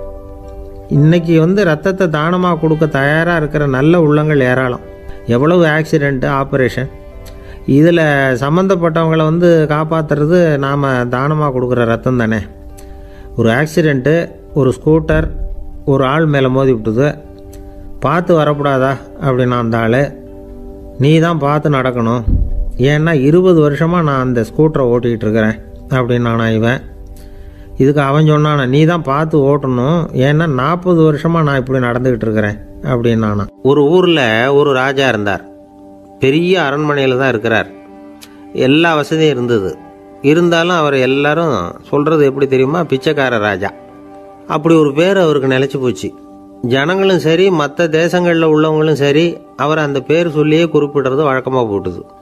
இது அவருக்கு ரொம்ப கவலையாக போச்சு. என்ன இது, நம்மளை தேடி வர்றவங்களுக்கெல்லாம் நாம் சோறு போடுறோம், நம்ம புகழ்ந்து பாடல் ஏற்றி கொண்டு வர்ற புலவர்களுக்கெல்லாம் அவங்க எப்படி வந்தாலும் ஒருவேளை சோறு போடணுங்கிறது உத்தரவு. இவ்வளவுலாம் செஞ்சும் நம்மளை போய் பிச்சைக்கார ராஜான்னு எல்லாரும் சொல்கிறாங்களே, அது ஏன், எதுக்காக இப்படி சொல்கிறாங்க? இதுதான் ராஜாவுக்கு குழப்பம். சரி, இதை பற்றி நம்ம அமைச்சர்கள்கிட்ட கேட்கலாமா அப்படின்னு யோசனை பண்ணார். இந்த விஷயத்தை போய் அவங்கக்கிட்ட எப்படி கேட்கறதுன்னு அவருக்கு தயக்கமாக இருந்தது. கௌரவ குறைச்சலாக தெரிஞ்சுது அவருக்கு. சரி, சாதாரண குடிமக்கள்கிட்ட இதை பற்றி கேட்கலாமா அப்படின்னு யோசனை பண்ணார். கேட்கலாம், ஆனால் அவங்க யாரும் ராஜா முன்னாடி வந்து நின்று தைரியமாக பேசக்கூடிய அளவுக்கு இல்லை. ராஜாவோட குழப்பம் நாளுக்கு நாள் அதிகமாக போச்சு. கடைசியாக அவர் ஒரு முடிவுக்கு வந்தார். அதாவது இதை பற்றி ஒரு பிச்சைக்காரங்கிட்டே கேட்டு பார்த்துட்டா என்ன. இதுதான் அவர் பண்ண முடிவு. உடனே மாறு வேஷம் போட்டுக்கிட்டு நகர்வலம் போனார். ஒரு பிச்சைக்காரனை கண்டுபிடிச்சார். இதை பாருப்பா, நம்ம ராஜாவை எல்லாரும் பிச்சைக்கார ராஜான்னே சொல்கிறாங்களே, அதுக்கு என்ன காரணமாக இருக்கும் அப்படின்னு கேட்டார். அதுக்கு அவன் சொல்கிறான், இதுக்கான பதிலை இன்னும் ஒரு 30 நாளில் சொல்கிறேன் அப்படின்னா. உடனே இவருக்கு சந்தோஷம். உண்மையை அவங்ககிட்ட சொன்னார். நான் வேற யாரும் இல்லை, நான் தான் இந்த நாட்டு ராஜா. இப்போ நீ என் கூடவே வந்துடு, அரண்மனையிலேயே தங்கிக்கோ. 30 நாள் கழித்து எனக்கு பதில் சொல்லிவிட்டு அதுக்கப்புறமா நீ போகலாம் அப்படின்னு சொல்லி அழைச்சிட்டு வந்துட்டார். அரண்மனையில் ஒரு மூலையில் அவன் தங்கறதுக்கு இடம் கொடுத்தார். தினம் 2 வேளையும் இவனுக்கு சோறு போடுங்க அப்படின்னு உத்தரவு போட்டார். ராஜா கொடுத்த இடத்துல போய் உக்காந்துக்கிட்டான் அந்த பிச்சைக்காரன். தினமும் அந்த அரண்மனையில் நடக்கிறதையெல்லாம் கவனிச்சுக்கிட்டு வந்தான். வேளைக்கு சாப்பாடு வரும், சாப்பிட்டுக்கிட்டு இருக்கான். இப்படி 30 நாள் முடிஞ்சுது. ராஜா வந்தார். என்ன, என்னோட கேள்விக்கு பதில் என்னன்னு கண்டுபிடிச்சிட்டியான்னார். கண்டுபிடிச்சிட்டேன்னா. என்ன எல்லாரும் பிச்சைக்கார ராஜான்னு சொல்கிறாங்களே, அது நியாயமாக படுதா உனக்குன்னு கேட்டார். நியாயமாக தான் படுது, சந்தேகம் இல்லாமல் நீங்கள் பிச்சைக்கார ராஜா தான். என்னதான் நீங்கள் வசதியோடவும் படைபலத்தோடவும் இருந்தால் கூட நீங்கள் எங்கள் வர்க்கத்தை சேர்ந்த ஆசாமி தான் அப்படின்னு அடித்து சொல்லிவிட்டான் அந்த ஆள். ஏனால் அப்படி சொல்கிறேன்னு கேட்டார் இவர். அரசே, ஒரு உண்மையை கண்டுபிடிச்சி சொல்கிறதா நான் உங்ககிட்ட சொன்னேன். நீங்கள் ராஜ பரம்பரைன்னா உடனே உங்கள் கழுத்தில் கிடக்கிற முத்து மாலையை கழட்டி பரிசாக கொடுத்துருப்பீங்க, பொன்னையும் மணியையும் கொடுத்துருப்பீங்க. ஆனால் நீங்கள் அப்படி செய்யலை. என்னை ஒரு மூலையில் உட்கார வச்சு 2 வேளை சோறு போட சொன்னீங்க. உங்களை தேடி யார் வந்தாலும், யார் வந்து பாராட்டி பேசினாலும் அல்லது பிரச்சனைகளை சொன்னாலும் நீங்கள் செய்கிற ஒரே காரியம் சோறு போடுறது தான். பிச்சைக்காரனுக்கு சோறு மட்டும்தான் உலகம். உங்கள் விஷயத்திலையும் நீங்கள் அப்படி தான் நினைக்கிறதாக தெரியுது. நல்லா கவனிங்க. எந்த ஒரு பிரச்சனைக்கும் சோறு தான் முடிவுன்னு நினைக்கிறீங்க பாருங்க. நீங்கள் சந்தேகமில்லாத எங்களை சேர்ந்த ஆளு தான் அப்படின்னுட்டான் அந்த பிச்சைக்காரன். அதுக்கப்புறம் தான் அந்த ராஜா தன்னுடைய தவறுகளை எல்லாம் திருத்திக்கிட்டாராம்.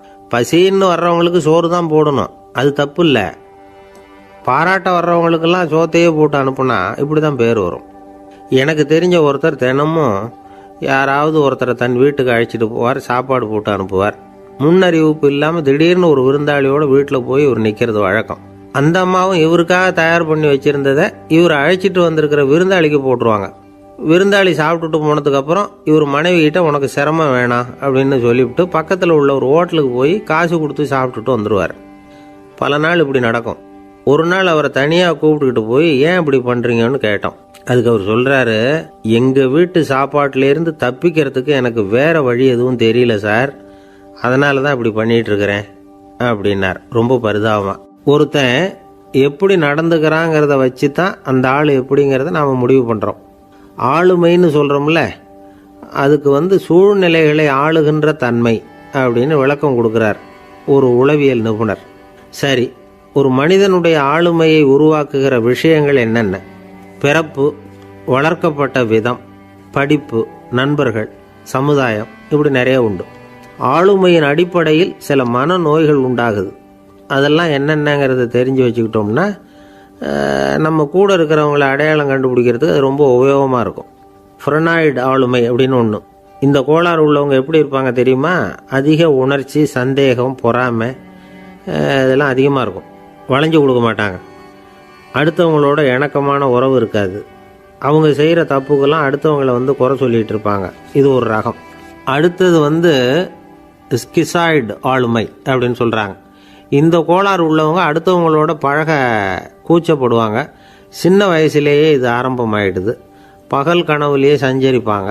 அவங்களுடைய விரோதம், கோபம் இதை கூட வெளியில் காட்டிக்க முடியாமல் இருப்பாங்க. இவங்களுக்கு அகமுகம், பிரச்சனைகள்லேருந்து ஒதுங்கி எதுலேயும் ஈடுபாடு இல்லாதவங்களாக இருப்பாங்க. இப்படி ஒரு ரகம். அடுத்தது சைக்ளோதமிக் ஆளுமை அப்படின்னு சொல்கிறாங்க. அது என்னென்னா, உணர்ச்சிகளில் ஏற்றத்தாழ்வு அதிகமாக இருக்குமா. சில சமயம் பார்த்தா மகிழ்ச்சியாக இருப்பாங்க, சில சமயம் சோகமாக உட்காந்துருப்பாங்க. அவங்க மனநிலைக்கு தகுந்த மாதிரி சமூக நிகழ்ச்சிகளில் பங்கெடுத்துக்குவாங்க. இன்னொரு வகை என்னென்னா எண்ண பீடிகை ஆளுமை அப்படின்னு பேர் வச்சுருக்கிறாங்க. அதுக்கு இவங்களுக்கெல்லாம் கரெக்டாக இருக்கணும், எல்லாம் சட்டத்திட்டம் எதுலேயும் ஒரு ஒழுங்குமுறை, இப்படி எதிர்பார்க்குற மனோபாவம். இவங்க எதிர்பார்ப்புக்கும் அரண்முறைக்கும் மற்றவங்க கட்டுப்படணும்னு நினைப்பாங்க. இந்த நிலைமை நீடித்தா என்ன ஆகும் தெரியுமா? அலைக்கழிக்கிற எண்ணங்கள் திரும்ப திரும்ப ஒரே செயலை செய்ய தூண்டுற மன தளர்ச்சிக்கு ஆளாயிடுறாங்க. அடுத்தது ஹிஸ்டீரியா ஆளுமை. சின்ன விஷயத்தையெல்லாம் பெருசுப்படுத்தி நாடகமாக்குற நடிகர்கள் இவங்க. உணர்ச்சி அதிகம் உள்ளவங்க. இவங்க மன எழுச்சியில் பக்குவமின்மை, குழந்தைத்தனம், முதிர்ச்சியின்மை எல்லாம் இருக்கும். தன்னலம் மிக்க குணம், பிறர் தன்னை மட்டுமே கவனிக்கணும்னு நினச்சி செயல்படுறது, இதெல்லாம் இவங்க அடையாளம். அடுத்த ரகம் எப்படின்னா வளர்ச்சியற்ற ஆளுமைன்னு சொல்கிறாங்க. அடுத்தவங்களோட இணங்கி போக முடியாதவங்க, அறிவு, மன எழுச்சி, சமூக உறவு இதில் எல்லாம் போதுமான வளர்ச்சியையும் நிறைவையும் பெற முடியாதவங்க. இவங்களால வாழ்க்கையில் முன்னேற முடியாது. பிச்சைக்காரங்க, குற்றவாளிகள் இவங்ககிட்டெல்லாம் இது மாதிரியான ஆளுமை அதிகமாக இருக்குமா. அடுத்தது என்னென்னா சோர்வுடைய ஆளுமை. எதுலேயும் உற்சாகம் இல்லாமல் சோர்ந்து போயிருப்பாங்க. அதுக்கெல்லாம் நமக்கு வலிமை இல்லைப்பா அப்படின்னு சொல்லிட்டு இருப்பாங்க. சின்ன விஷயங்களுக்கெல்லாம் அதிர்ச்சி அடையிறது, வாழ்வின் சுவையை அனுபவிக்க முடியாதவங்க. இன்னொரு ரகம் இது கொதித்தெழும் ஆளுமைங்கிறாங்க. எதுக்கு எடுத்தாலும் ஆத்திரம், குரோதம், வன் செயல் இதிலெல்லாம் ஈடுபாடு, இப்படி உள்ளவங்க. நத்தை வகை ஆளுமை அப்படின்னு ஒன்று. அடுத்தவங்க மேலே விரோதம் இருக்கும், அடிக்கணுங்கிற எண்ணம் இருக்கும். ஆனால் அதை அப்படியே வெளியில் காட்டாமல் அதே சமயம் அமைதியான முறையில் வெறுப்பை வெளிக்காட்டுற ரகம். இவங்கெல்லாம் பேசாமல் கம்முன்னு இருந்துக்கிட்டே நினைச்சதை நிறைவேற்றிக்கிறவாங்க. முன்ஜாக்கிரதை ஆளுமை அப்படின்னு ஒரு ரகமா. பாதுகாப்பின்மை, சந்தேகம், முழுமையின்மை, அறவேக்காட்டுத்தனம் இந்த மனப்போக்கு அதிகமாக இருக்கிறதுனால அகம்பாவம், புடிவாதம், எச்சரிக்கை எல்லாம் அளவுக்கு மீறி இருக்கும். இதுவரைக்கும் நாம் பேசிக்கிட்டு இருந்த ஆளுமை பண்புகள் அளவுக்கு அதிகமாக போயிட்டுதுன்னா ஆளுமை கோளாறுகள் ஏற்படும். அதன் அடிப்படையில் மனவியாதிகள் வருமா. அதனால் இணக்கமான, எல்லாரும் விரும்புகிற இயல்பான ஆளுமையை பெறுவதற்கு நாம் முயற்சி செய்யணும் அப்படிங்கிறது மனோதத்துவ நிபுணர்களுடைய ஆலோசனை. ஒருத்தர் ஒரு மனோதத்துவ டாக்டரை தேடிட்டு வந்தாராம். டாக்டர், எனக்கு மனசில் ஏதோ வியாதி, ஆளுமை கோளாறு, அதாவது எனக்கு சீக்கிரமாக செத்து போனால் தேவையில்லைன்னு தோணுது அப்படின்னாராம். உடனே அந்த டாக்டர், சரி அப்படின்னா இங்கேயே இருங்க, நான் வைத்தியம் பார்க்குறேன் அப்படின்னாராம். ஆஃபீஸை முடிஞ்சு வீட்டுக்கு போகிற சமயத்தில் ஒருத்தர் கடைக்கு போய் ஸ்வீட் வாங்கினார். சரி, வீட்டுக்கு பிள்ளைங்களுக்கு தான் வாங்கிட்டு போகிறார் அப்படின்னு மற்றவங்க நினச்சாங்க. அவர் அப்படி செய்யலை. அந்த இடத்துலையே பொட்டலத்தை பிரித்தார். திருட மாதிரி அப்படியே சுற்றி ஒரு தரம் பார்த்துக்கிட்டார். யாரும் தெரிஞ்சவங்க இல்லைங்கிறத முடிவு பண்ணிவிட்டு அவசரமாக அதை அப்படியே போட்டு முழுகிவிட்டு கையை தொடச்சிக்கிட்டு நல்ல பிள்ளை மாதிரி நடந்து போக ஆரம்பிச்சிட்டார். அவர் யாருன்னா, அவரோட பிரச்சனை எல்லாருக்கும் தெரியாது, சில பேருக்கு தான் தெரியும்.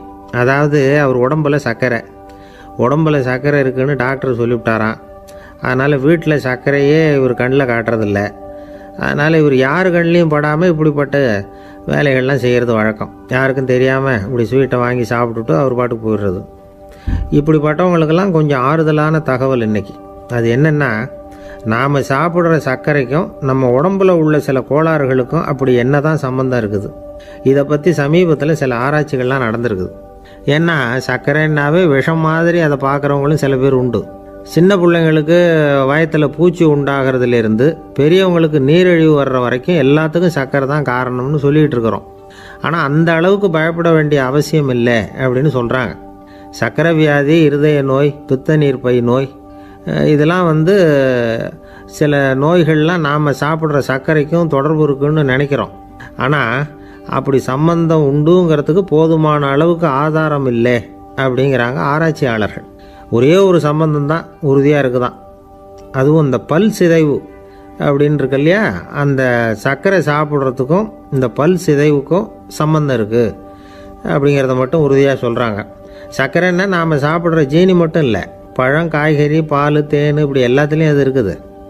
கேரட்டு கொடுக்குற சத்தில் 88% சர்க்கரை, ஆப்பிள் கொடுக்குற சக்தியில் 95% சர்க்கரை.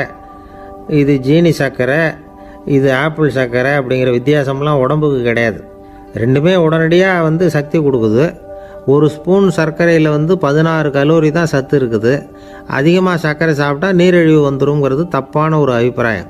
டயபெட்டிஸுங்கிறது ஒரு மெட்டபாலிக் டிசார்டர், அவ்வளவுதான். அதாவது நாம் சாப்பிட்ற சர்க்கரையை நம்ம உடம்பு திறமையாக உபயோகப்படுத்திக்க முடியல அப்படின்னு அர்த்தம். அதனால தான் அதிகமாக இனிப்பு வேணாம்னு சொல்கிறோம். ஏற்கனவே உடம்பால் முடியாத ஒன்றை மறுபடியும் அது தலையில் சுமத்தி அதிகமாக வேலை வாங்க வேணாமே அப்படிங்கிறதுக்காக தான். ஆகாரத்தில் அதிகமாக சர்க்கரை இருந்தால் அதனால் உடனே சர்க்கரை வியாதி வந்துடும்ங்கிறதுக்கு விஞ்ஞான ரீதியாக போதுமான ஆதாரம் இல்லை. அதனால் எப்போவாவது அதிகமாக ஸ்வீட்டு சாப்பிட்டுட்டா ஐயோ அதிகமாக சாப்பிட்டோமோ என்ன பண்ண போகுது தெரியலையே அப்படின்னு நினச்சி மனசை போட்டு குழப்பிக்க வேண்டியதில்லை. பொதுவாக எதுவுமே அதிகமாக வேண்டாம், எல்லாம் சீராக இருந்தால் போதும். நீரிழிவுங்கிறது புதுசாக வந்துட்ட ஒரு நோய் இல்லை, ரொம்ப காலமாகவே இருக்கிற ஒன்று தான். நம்ம முன்னோர்கள் இதை மதுமேகம் அப்படின்னு சொல்லுவாங்க. அதை கட்டுப்படுத்துறதுக்கு அவங்களே சில வழிமுறையை சொல்லி வச்சுருக்கிறாங்க. அது என்னென்னா வேறு ஒன்றும் இல்லை, இந்த பாவக்காய், முள்ளங்கி, அருகம்புல் அவ்வளவுதான். வெள்ளை முள்ளங்கி இருக்குல்ல, அதை வாரத்துக்கு 3 நாள் சாப்பிட்டுக்கிட்டு வாங்க. நூலுக்கோல் ரொம்ப நல்லது. இல்லைன்னா முள்ளங்கி சாறு 1 ounce சாப்பிட்டுட்டு வரலாம். ரத்தத்தில் சேர்கிற சர்க்கரை அளவை இதெல்லாம் கட்டுப்படுத்துது. சிறுநீரில் காணப்படுகிற சர்க்கரை அளவையும் சமநிலைப்படுத்துது. தினமும் ஆகாரத்தில் கோதுமை, கேழ்வரகு, வெந்தயம், கருவேப்பிலை, சோயாபீன்ஸ் எது கிடைக்குதோ சேர்த்துக்கலாம். இப்படிலாம் செஞ்சுக்கிட்டு வந்தால் அப்புறம் வீட்டுக்கு தெரியாமல் கடையில் போய் நின்றுக்கிட்டு ஸ்வீட் வாங்கி திருட்டுத்தனமாக சாப்பிட வேண்டிய அவசியமே உங்களுக்கு வராது. 2 ஆசாமிகள் கடற்கரையில் உட்காந்து சாவகாசமாக பேசிக்கிட்டு இருந்தாங்களாம். ஒருத்தர் சொன்னார், இன்னொருத்தருக்கு தெரியாமல் ஸ்வீட்டு சாப்பிட்றதே எப்பவும் இடைஞ்சல் தான் சார். நேற்றுக்கு பாருங்கள் அப்படி தான் சாப்பிட்டுக்கிட்டு இருந்தேன், வீட்டுக்காரி கண்ணில் போட்டுவிட்டுது, அதுக்கப்புறம் ஒரே ரகலையாக போச்சு அப்படின்னாராம். எனக்கு கூட அப்படி தான் சார் ஆகிட்டுது, ஒரே ரகலை அப்படின்னாராம் இன்னொருத்தர். நீங்கள் சாப்பிட்டதும் உங்கள் வீட்டுக்காரங்க கண்ணில் போட்டுவிட்டுதா சார் அப்படின்னு கேட்டிருக்கார் இவர். அதுக்கு அவர் சொன்னாராம், அப்படி இல்லை சார், கடைக்காரர் கண்ணில் போட்டுவிட்டுதோ, நான் அவருக்கு தெரியாமல் அந்த ஸ்வீட்டை அவர் கடையிலேருந்து எடுத்திருந்தேன் அப்படின்னு விளக்கம் கொடுத்தாராம் இந்த ஆள். ஒருத்தர் முகத்தை தொங்க போட்டுக்கிட்டு ஒரு மாதிரியாக வந்தார். என்ன விஷயம்னு விசாரித்தேன். என்னுடைய நண்பன் ஒருத்தங்கிட்ட கருத்து வேறுபாடு, இனிமேல் நமக்குள்ளே எந்த சம்மந்தமும் வேணாம்னு நட்பை முறிச்சிட்டு வந்துட்டேன்னா. நண்பர்கள்னு இருந்தால் கருத்து வேறுபாடு வரத்தான் செய்யும்னு. கருத்து வேறுபாடு வராமல் இருக்கிறதுக்கு ஏதாவது வழி உண்டா அப்படின்னு கேட்டாங்க. அதை பற்றி நிபுணர்கள் சில யோசனைகளை சொல்லியிருக்கிறாங்கன்னு. முதல் விஷயம் என்னென்னா, உங்கள் நண்பனுக்கு ஒரு செய்தி சொல்லணும்னா அதை நீங்களே நேரடியாக சொல்லுங்கள், அல்லது உங்கள் கைப்பட கடிதம் எழுதுங்க. அதாவது நேரடி தொடர்பு முக்கியம். அதை விட்டுட்டு இன்னொருத்தர் மூலமாக நண்பர்களுக்கு செய்தி அனுப்புனா நீங்கள் சொல்கிற செய்தி அப்படியே போய் சேராது, அது சேதமாயிடும். கூட்டி குறைச்சி சொல்லிவிடுவாங்க, அது குழப்பத்தில் கொண்டாந்து விட்டுரும். இது ஒரு யோசனை. 2வது யோசனை என்னென்னா, நீங்கள் ஒரு நல்ல காரியத்தை செய்யும் பொழுது உங்கள் நண்பரையும் சேர்த்துக்குங்க, அவருக்கும் அதில் ஒரு ஈடுபாட்டை உருவாக்குங்க. 3வது யோசனை, நம்ம பக்கத்தில் இருக்கிற நண்பர் மகிழ்ச்சி அடைகிற மாதிரி ஏதாவது செய்யணும். சின்ன சின்ன செயல்களாக இருந்தாலும் பரவாயில்ல, அவர் நமக்கு எதுவும் செய்யலையே, நாம் எதுக்கு செய்யணும் அப்படின்னு நினச்சிக்கிட்டு இருக்கக்கூடாது. 4வது யோசனை என்னென்னா, உங்களுக்கு ஒரு பிரச்சனையா அல்லது உங்கள் நண்பருக்கு ஒரு பிரச்சனையா எதுவாக இருந்தாலும் 2 பேரும் சேர்ந்து உட்காந்து ஆலோசனை பண்ணுங்கள். நம்ம யோசனையும் கேட்கப்படுதே அப்படிங்கிற நினைப்பே அவருக்கு ஒரு மன நிறைவை உண்டாக்குமா. 5வது யோசனை, உங்கள் நண்பர் ஏதோ ஒரு காரியத்தை செய்கிறார், நீங்கள் உடனே அவசரப்பட்டு நீ செய்கிறது தப்புன்னு தீர்ப்பு சொல்லக்கூடாது. அவர் அதை செய்யறதுக்கான நியாயங்கள் எவ்வளவோ இருக்கும், அதை புரிஞ்சுக்கிறதுக்கு முயற்சி பண்ணணும். 6வது யோசனை, உங்கள் நண்பர் என்ன சொன்னாலும் அதை பொறுமையாக கேளுங்க. அவர் சொல்கிறத புரிஞ்சுக்கணும், அவர் சொல்ல விரும்புகிறத புரிஞ்சுக்கணும், அவர் சொல்ல முடியாமல் தவிக்கிறதையும் புரிஞ்சுக்கணும். இப்படி 3 விதமாகவும் அவரை புரிஞ்சுக்கிட்டு அதுக்கு தகுந்த மாதிரி செயல்படணும். 7வது யோசனை என்னென்னா, உங்கள் நண்பர் உங்ககிட்ட ஏதோ ஒரு கருத்தை சொல்கிறார், அது உங்களுக்கு பிடிக்கல, அதுக்காக உடனே நீ சொல்கிறது சரியில்லை, நான் ஒத்துக்க மாட்டேன் அப்படின்லாம் மறுத்துக்கிட்டு இருக்கக்கூடாது. அவர் சொல்கிறத கேட்கணும், பொறுமையாக சிந்திக்கணும், அதுக்கப்புறம் பதில் சொல்லணும். இப்படிலாம் நடந்துக்கிட்டால் நண்பர்களுக்குள்ள கருத்து வேறுபாடு வர்றதுக்கு வாய்ப்பே இருக்காது அப்படின்னு வல்லுநர்கள் தொகுத்து சொல்லியிருக்கிறாங்க இந்த யோசனைகளை.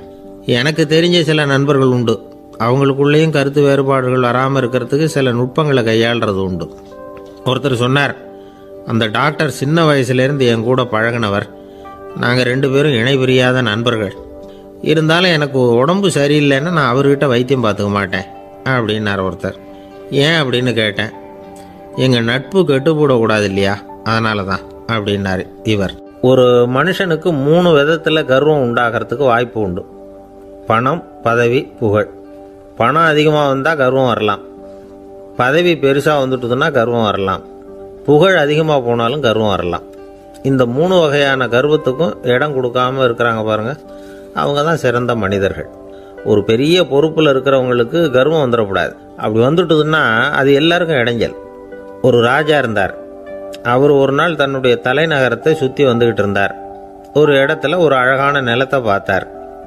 ஆஹா, இந்த இடத்துல நமக்குன்னு ஒரு மாளிகையை கட்டினா எவ்வளோ நல்லா இருக்கும் அப்படின்னு நினச்சார். ராஜா நினச்சா அது முடியாத காரியமா? சரி, இந்த நிலம் யாருக்கு சொந்தம்னு விசாரிங்க அப்படின்னார் பக்கத்தில் இருந்தவங்கக்கிட்ட. அவங்கெல்லாம் ஓடி போய் விசாரித்தாங்க. அந்த இடம் ஒரு வயசான கிழவிக்கு சொந்தம், வயசான அம்மாவுக்கு சொந்தமாக. அந்த அம்மா தான் அதில் ஒரு குடிசையை போட்டு குடியிருந்துகிட்டு இருக்கிறாங்க. சரி, அந்த நிலத்துக்கு ஒரு விலையை நிர்ணயம் பண்ணி அதை அந்த வயசான அம்மாக்கிட்ட கொடுத்துருங்கோ அப்படின்னு உத்தரவு போட்டார் ராஜா. ஆனால் அந்த அம்மா, இது எங்கள் பூர்வீக இடம், இதை விற்க மாட்டேன் அப்படின்னு சொல்லிவிட்டுது. சரி, 2 பங்கு விலை கொடுக்குறோம்னு சொல்லி பாருங்க அப்படின்னாங்க. அப்படியே சொன்னாங்க அரண்மனை ஆட்கள். அதுக்கும் சம்மதிக்கலை அந்த அம்மா. இதை கேள்விப்பட்டதும் ராஜாவுக்கு கோபம் வந்துட்டுது. தன்னுடைய ஆளுங்களை கூப்பிட்டார். போய் அந்த குடிசையை பிரிச்சேரிங்க, காசெல்லாம் ஒன்றும் கொடுக்காதீங்க அப்படின்னு கத்தினார். அவ்வளோதான். அடுத்த நிமிஷம் அரண்மனை ஆசாமிகள் போனாங்க, குடிசையை பிரித்து எரிஞ்சாங்க. அந்த வயசான அம்மா இருக்கு, அதுவும் அந்த இடத்த விட்டு துரத்தி விட்டாங்க. அந்த இடத்துல ஒரு அரச மாளிகையை கட்டி முடிச்சிட்டாங்க. அந்த வயசான அம்மா பாவம், ராஜாவே இப்படி பண்ணால் யார்கிட்ட போய் முறையிட முடியும்? ஒரு ஞானி இருந்தார், அவர்கிட்ட போய் சொன்னாங்க. அவர் இவங்க சொன்னதை கேட்டு மனசில் வச்சுக்கிட்டார். ஒரு நாள் அந்த ராஜாவே இந்த ஞானியை கூப்பிட்டார். புதுசாக ஒரு மாளிகை கட்டியிருக்கிறேன், வந்து பாருங்கன்னு. சரின்னு சொல்லி இந்த பெரியவர் ஒரு நாள் இந்த மாளிகைக்கு போனார். சும்மா போகல, ஒரு கழுதையையும் ஓட்டிகிட்டு போனார். கொஞ்சம் சாக்குகள், வெத்து சாக்கு, அதையும் எடுத்து கழுதை முதுகில் போட்டு கழுதையை ஓட்டிகிட்டு போகிறார். ராஜா பார்த்தார். அவருக்கு இது ஆச்சரியமாக இருந்தது. என்ன இது, மாளிகைக்கு வந்துட்டு போங்கன்னு கூப்பிட்டா கழுதை, சாக்கு இதெல்லாம் கொண்டு வராரு, ஒன்றும் புரியலையேன்னு நினச்சார். எதுக்காக இதெல்லாம்னு கேட்டார்.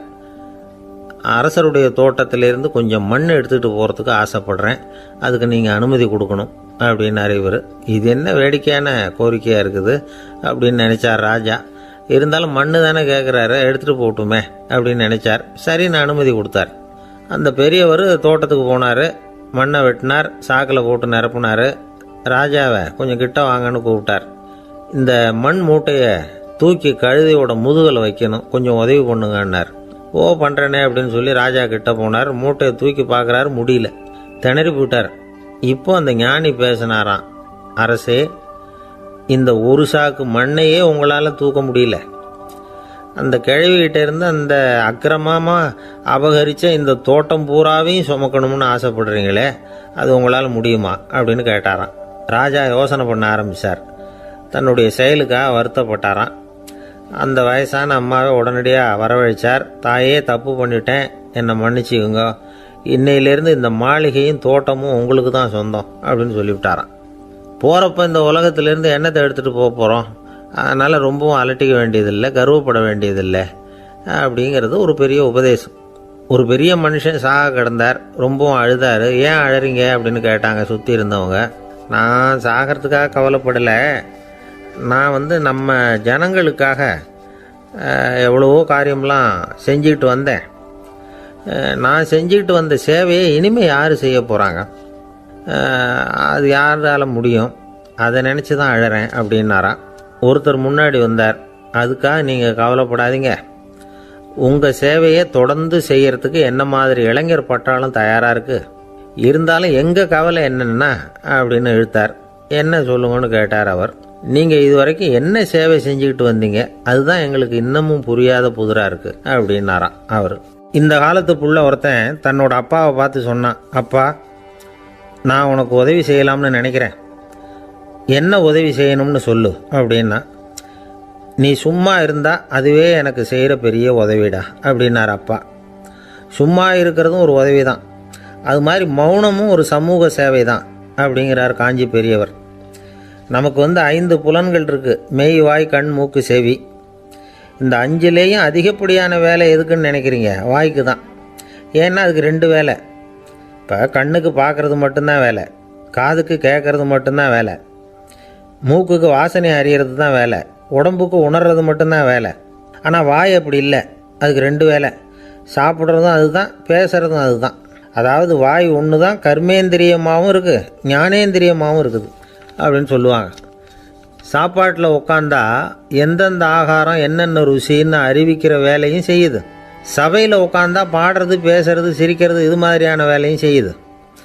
இன்னொரு வித்தியாசம், கண்ணு, காது, மூக்கெல்லாம் ஸ்ட்ரெயின் பண்ணிக்கிட்டு வேலை செய்கிறதில்ல.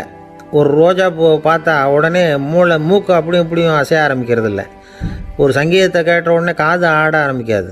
ஆனால் வாய் அப்படி இல்லை, அது பேசினாலும் சரி சாப்பிட்டாலும் சரி அசைஞ்சு தான் ஆகணும். ஆக மற்றதை விட வாய்க்கு வேலை ஜாஸ்தின்னு தெரியுது. சாப்பிட்றது, பேசுறது அப்படின்னு 2 காரியம் அதுக்கு. இப்படி 2 காரியம் இருக்கிறதுனால அது 2ஐயும் பாதியாக குறைச்சிக்கணுங்கிறது கடவுள் அபிப்பிராயமாக இருக்கணும் அப்படிங்கிறார் காஞ்சி பெரியவர். ஆனால் இப்போ நாம் அப்படியே நடந்துக்கிறோம், அதுக்கு நேர்மாறாக நடந்துக்கிறோம். நாம் சாப்பிட்றதும் அதிகம், பேசுகிறதும் அதிகம், 2 வேலையையும் தேவைக்கு அதிகமாகவே செய்கிறோம். வாய் தான் ரொம்ப ஓவர் ஒர்க்குடு. அதுக்கு ஓய்வு கொடுத்தா உடம்பும் நல்லாயிருக்கும், உலகமும் நல்லாயிருக்கும். மௌன விரதம் இருக்கிறதெல்லாம் எதுக்காக நினைக்கிறீங்க? இதுக்காக தான். இந்த காலத்தில் மௌனமாக இருக்கிறவங்கெல்லாம் மகத்தான தொண்டு செய்கிறாங்க அப்படின்னு தான் சொல்லணும். சத்தம் அதிகமாக போய் தான் சவுண்டு பொல்யூஷன் வருது. அது மட்டும் இல்லை, மௌனமாக இருந்தால் சண்டை சச்சரவே வராது. மௌனம் கலக நாஸ்தி. ஆக இதுவும் ஒரு சமூக சேவை தான். நமக்கு தான் வாய் இருக்குதேங்கிறதுக்காக வசமாக சாப்பிட்றதும் தப்பு, வளவளன்னு பேசுகிறதும் தப்பு. ஒரு கருத்தை சொல்கிறதுக்கு ஒரே ஒரு சொல்லு போதும் அப்படின்னு இருக்கும்பொழுது 2 சொற்களை செலவு பண்ணாதே. எவ்வளவு சொன்னாலும் அதனால் ஒரு பயனும் விளையாது அப்படின்னு தெரிய வருமையானால் அந்த ஒரு சொல்லையும் விரயம் பண்ணாதே அப்படிங்கிறார் ஒரு அறிஞர். எல்லா குணங்கள்லேயும் மௌனம்தான் சிறந்தது அப்படிங்கிறார் ஒருத்தர். மௌனமாக இருக்கிறது மூலமாக மற்றவர்கள் குறைகளை நம்மளால் தெரிஞ்சிக்க முடியும். அதே சமயத்தில் நம்மகிட்ட இருக்கிற குறைகளை மற்றவங்களுக்கு தெரியாமல் மறைச்சிக்கவும் முடியுங்கிறார் அவர். உண்மைதானே? ஒரு பெரிய மேடை பேச்சாளர், பொது வாழ்க்கையில் 25 வருஷ காலமாக ஈடுபட்டிருக்கிறவர். அவர் மனைவி ஒரு நாள் சொன்னாங்க, எங்கள் வீட்டுக்காரர் 25 வருஷ காலமாக பொது வாழ்வில் ஈடுபட்டிருந்தா கூட இந்த மாதம் 10ஆம் தேதியிலேருந்து தான் மக்களுக்கு சேவை செய்ய ஆரம்பிச்சிருக்கார் அப்படின்னு நாங்கள் ரொம்ப பெருமையாக. 10ஆம் தேதிக்கு அப்படி என்ன விசேஷம் அப்படின்னு கேட்டோம். அன்னையிலேருந்து தான் அவர் மேடையில் பேசுகிறத நிறுத்தினார் அப்படின்னாங்க அந்த அம்மா. ஒரு நண்பர் அவசரமாக என்கிட்ட ஓடி வந்தார். அப்புறம் சொன்னார், என்னால் நம்பவே முடியல சார், என் பையனை அப்படி அப்படின்னு சொல்லி ஆச்சரியப்பட்டார். உங்கள் பையன் அப்படி என்ன தான் செஞ்சுட்டான் அப்படின்னு கேட்டேன். என்னால் முடியாத ஒரு காரியத்தை அவன் செஞ்சுட்டான் சார் அப்படின்னார். அது என்னன்னு தான் சொல்லுங்களேன். என்ன? 5ஆவது வகுப்பில் அவன் ஒரே தடவையில் தேறிட்டான் சார், அதாவது ஒரே அட்டம்ப்டில் பாஸ் ஆகிருக்கான் அப்படின்னார் மூச்சு வாங்க. கஷ்டப்பட்டு பரீட்சை எழுதுனது அவன், இவருக்கு ஏன் மூச்சு வாங்குது? நம்மால் செய்ய முடியாத ஒரு காரியத்தை இன்னொருத்தர் செய்யும் பொழுது அது நமக்கு ஆச்சரியமாக இருக்குது. சர்க்கஸ் பார்க்குறோம், ஒருத்தர் அந்த இடத்துல தொங்குறார், அது நமக்கு ஆச்சரியம். ஏன்னா அது நம்மால் முடியாத காரியம். நம்மால் முடியாத ஒன்றை அடுத்தவர் எளிதாக செய்யும் பொழுது நாம் மருள்வது இயற்கை. இதை தான் தொல்காப்பியம் மருட்கை அப்படின்னு சொல்லுது. இந்த வியப்பு இருக்குதே, இது 4 வகையில் ஏற்படுறதாக தொல்காப்பியம் சொல்லுது. அது என்ன 4 வகை? முதல் வகை எப்படின்னா புதுமையான அரிய செயல்களை செய்கிறது. 2வது வகை என்னன்னா பெரும் செயல்களை செய்கிறது. 3வது வகை என்னன்னா மிக நுட்பமான செயல்களை செய்கிறது. 4வது வகை என்னன்னா ஆக்கம் தரும் செயல்களை செய்கிறது. புதுமை, பெருமை, சிறுமை, ஆக்கமோடு மதினம் சாலா மருட்கை 4 அப்படிங்கிறது தொல்காப்பியம். இன்னைக்கு விஞ்ஞானம் புதுசு புதுசாக எதையோ கண்டுபிடிக்குது. ஆரம்பத்தில் அது ஆச்சரியமாக இருக்குது, அப்புறம் அது நமக்கு பழகி போடுது. வானொலி பெட்டி புதுசாக வந்தப்போ ஒரு பெட்டி பேசுதுங்கிறது எவ்வளோ பெரிய ஆச்சரியம். இப்போ யாரும் அதை ஆச்சரியமாக பார்க்கறதில்ல. மதினம் சாலா மருட்கை அப்படின்னு ஒரு சொற்றொடர் வருது பாருங்க, அதில் கருத்தாழம் உண்டு. எதை பற்றியும் போதுமான அளவு புரிந்து கொள்ளாத போது ஒருத்தர் ஆச்சரியப்படுறார். புரிந்து கொண்ட பிறகு ஆச்சரியம் மறைஞ்சு போடுது. மிக நுட்பமான செயல்களும் நம்ம ஆச்சரியப்பட வைக்கும். ஒரு அரிசியில் ஒரு திருக்குறள் எழுதி காட்டுறாங்க, ஒரு முட்டை ஓட்டுக்குள்ளே ஓவியம் தீட்டி காட்டுறாங்க. கருங்கல் சிற்பங்களில் எவ்வளவு நுட்பமான வேலைப்பாடுகளை எல்லாம் பார்த்து ஆச்சரியப்படுறோம். இது மாதிரி ஆக்கப்பூர்வமான அரிய செயல்களை செய்கிறது கூட வியப்பை உண்டு பண்ணும். குப்பை கூலங்களை கூட வாழ்க்கைக்கு பயன்படுகிற பொருளாக மாற்றுகிறவர்கள் இருக்காங்க. அவர்களுடைய செயல் வியப்பு அளிக்குது. இடைக்காட்டு சித்தர் பாடின மூவடி 30ங்கிற நூலில் வர்ற ஒரு பாடல், ஆற்றல் பிறர் அறிதலின் அகம் கிளர்வு உறுதலின் கற்று அறி பாணர் கெழுமிய கோடலின் தோற்றம் உருகவே போற்றல் சால் வியப்பே. ஒருத்தருடைய ஆற்றல் தெரியாமல் இருந்தது, அவருடைய அரிய செயலை பார்க்கும் பொழுது வியப்பாக இருந்தது, மனசுக்குள்ள கிளர்ச்சி. பாவலர்கள் இவர்களுடைய புகழை பாடி மற்றவர்களும் தெரிந்து கொள்ளுமாறு செய்கிறார்கள் அப்படிங்கிறது தான் ஒரு யதார்த்தமான உண்மை. ஆக எல்லா வகையிலும் மக்கள் தங்களுடைய வாழ்க்கையில் முன்னேறுவதற்கான வழிகாட்டுகிற ஒரு மெய்ப்பாடு தான் வியப்புங்கிறது. இந்த காலத்தில் நம்ம எப்படியெல்லாம் ஆச்சரியப்பட வைக்கிறாங்க. ஒரு ஆளை பிடிச்சி ஜெயிலில் கொண்டு வந்தாங்க. ஜெயில் அதிகாரி அவனை ரொம்ப ஆச்சரியமாக பார்த்தாரான். இவன் கேட்டான், ஏன் சார் அப்படி பார்க்குறீங்க, நான் இப்போ இங்கே வர்றது உங்களுக்கு ஆச்சரியமாக இருக்குதா அப்படின்னு கேட்டிருக்கான். இதுக்கு ஜெயில் அதிகாரி சொல்லியிருக்கார், நீ இப்போ இங்கே வந்ததில் எனக்கு ஒன்றும் ஆச்சரியம் இல்லைப்பா, ஏற்கனவே நீ இங்கேருந்து விடுதலையாகி போய் 6 மாதம் ஆச்சு, இவ்வளவு லேட்டாக வர்றியே அதுதான் எனக்கு ஆச்சரியமாக இருக்குது அப்படின்னாராம். ஒருத்தர் ஒரு தவறு செஞ்சு விடுறாருன்னு வச்சுக்கோங்க, உடனே நீ செஞ்சது தவறு அப்படின்னு சொல்கிறது ஒரு வகை. அதுக்கு பதிலாக எது சரின்னு அவர் புரிந்து கொள்ள உதவி செய்கிறது இன்னொரு வகை. இந்த 2வது வகை இருக்குது பாருங்கள், நிர்வாக இயலில் இது ரொம்ப முக்கியம். அலுவலகத்தில் வேலை பார்க்குற ஒருத்தர் முக்கியமாக தெரிஞ்சுக்க வேண்டியது என்ன தெரியுமா? சக ஊழியர்கள்கிட்ட எப்படி பழகணும், மேலதிகாரிகள்கிட்ட எப்படி பழகணும், தனக்கு கீழே வேலை செய்கிறவங்க கிட்ட எப்படி பழகணும், வாடிக்கையாளர்கள்கிட்ட எப்படி பழகணும், இவங்க எல்லார்கிட்டையும் செம்மையான உறவை ஏற்படுத்திக்கிறது எப்படி, இதையெல்லாம் சொல்லிக் கொடுக்குற பாடம் தான் இன்டர் பர்சனல் ஸ்கில், திறமையான உறவு அப்படிங்கிறது. எந்த வேலையில் இருந்தாலும் சரி, இந்த உறவுகளை வளர்க்கும் திறன் உள்ளவங்க சீக்கிரம் முன்னுக்கு வந்துடுறாங்க. மற்றவங்க கிட்ட உறவை பலப்படுத்திக்கிறது எப்படி அப்படின்னு தெரிஞ்சுக்கிட்டோம்னா எந்த ஒரு தடையையும் சுலபமாக தாண்டி செய்கிற தொழிலில் முன்னுக்கு வந்துடலாம். ஹார்வர்டு பல்கலைக்கழகத்தில் ஒரு கணக்கெடுப்பு பண்ணி பார்த்தாங்களாம். பார்க்குற வேலையில் எது மாதிரி குணாதிசயம் உள்ளவங்க வேகமாக முன்னுக்கு வர்றாங்க அப்படின்னு தெரிஞ்சுக்கிறதுக்காக இந்த கணக்கெடுப்பு. வெவ்வேறு துறையில் வேகமாக முன்னுக்கு வந்திருக்கிற பல பேரை சந்தித்து இந்த சர்வேயை நடத்தியிருக்கிறாங்க. அவங்க கண்டுபிடிச்சி சொல்லியிருக்கிற உண்மை என்ன தெரியுமா? ஒருத்தர் ஒரு வேலையில் இருந்தால் அது சம்பந்தப்பட்ட சப்ஜெக்ட் பற்றிய அறிவு 35% இருந்தால் போதுமா. ஆனால் உறவுகளை வளர்க்கக்கூடிய திறன், இன்டர் பர்சனல் ஸ்கில்லு 65% வேணும். இப்படி உள்ளவங்க சீக்கிரம் முன்னுக்கு வந்துடுறாங்களாம். அதனால் ஒருத்தருக்கு வேலை சரியாக புரியலைன்னா கூட விவரமாக மற்றவங்க கிட்ட பழகிறது எப்படின்னு புரிஞ்சால் போதும், அவர் முன்னுக்கு வந்துடலாம். அலுவலகங்களில் மட்டும் இல்லை, எல்லா இடங்கள்லையும் இது ரொம்ப முக்கியம். வீட்டுக்குள்ளேயும் இது ரொம்ப முக்கியம், வீட்டுக்கு வெளியேயும் இது முக்கியம். அடுத்தவங்க கிட்ட பழகிறது எப்படிங்கிறத தெரிஞ்சிக்காதவன் வாழ்க்கையில் முன்னேற முடியாது. இன்னைக்கு ஆயுதங்களால் காயப்படுத்தி கொள்ளுகிறவர்களை விட வார்த்தைகளால் காயப்படுத்தி கொள்ளுகிறவர்கள் தான் அதிகம்.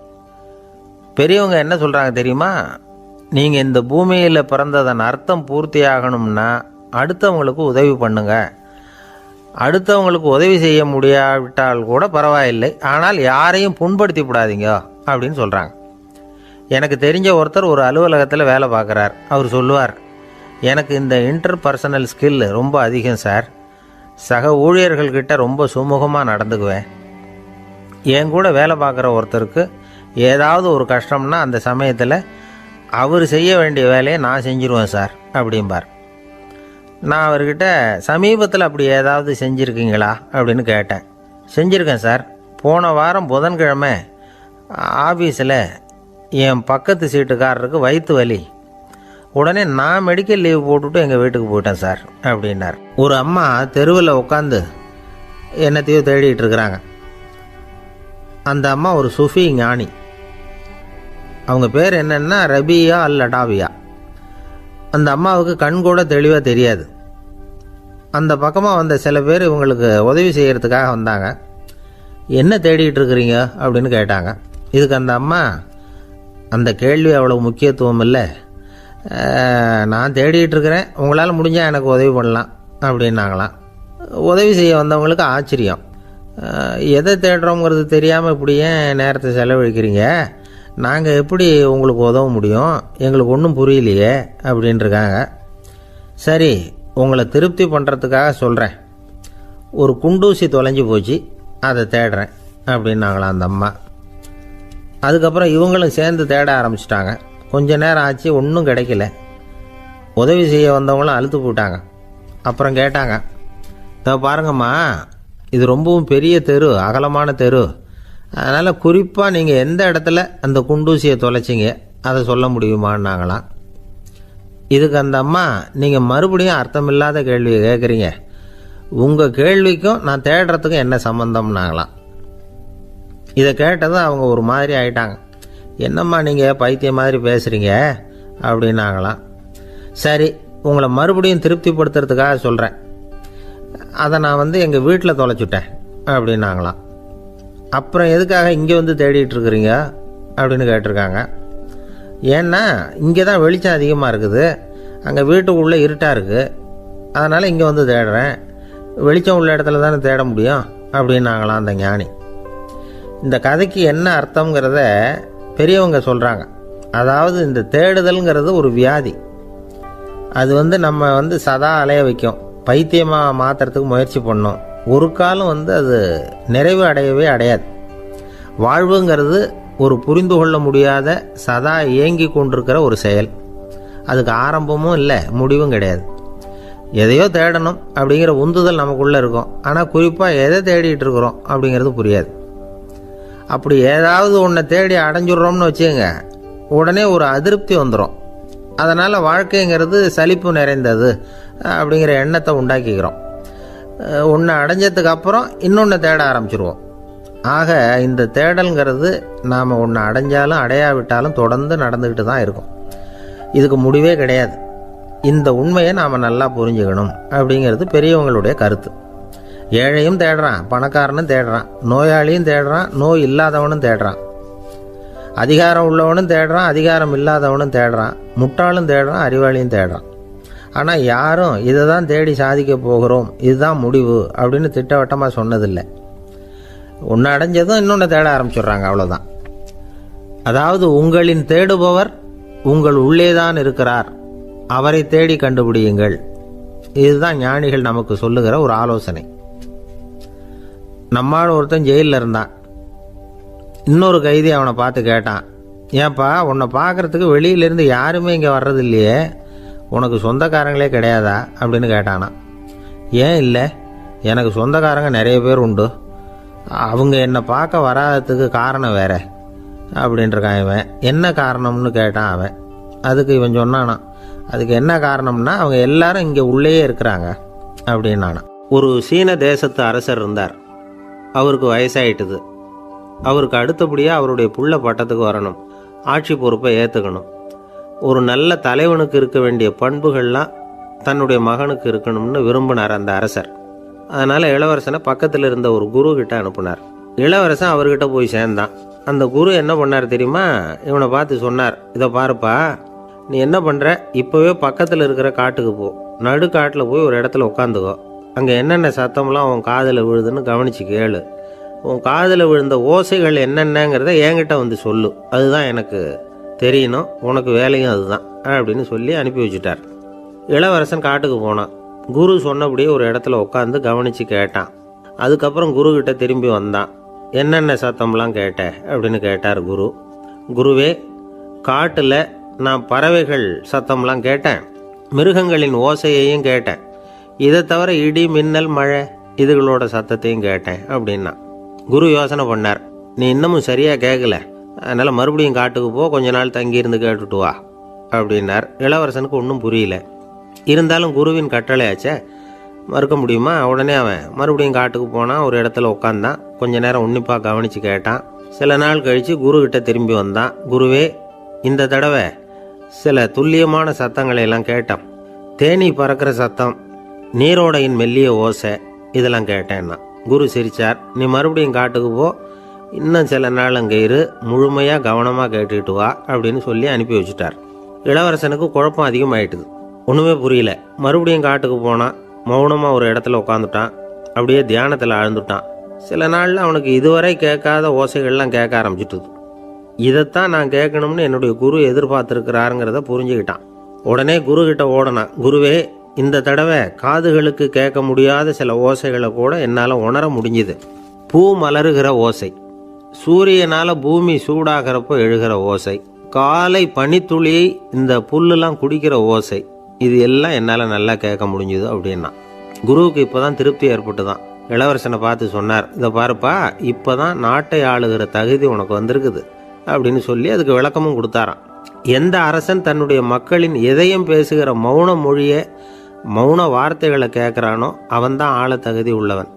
எந்த அரசன் தன்னுடைய மக்களின் உணர்ச்சிகளை உண்மையாக உணர்றானோ அவன்தான் முதன்மையான அரசன்.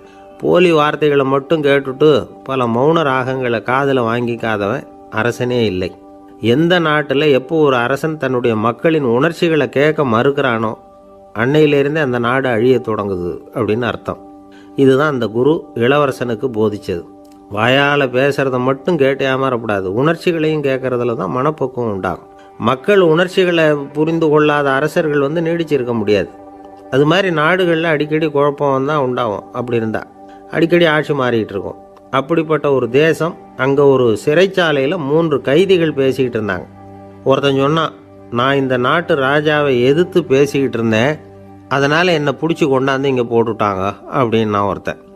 இன்னொருத்தன் சொன்னான், நான் இந்த நாட்டு ராஜாவை ஆதரித்து பேசிக்கிட்டு இருந்தேன், அதனால் என்னை பிடிச்சி கொண்டாந்து இங்கே தள்ளிவிட்டாங்க அப்படின்னா.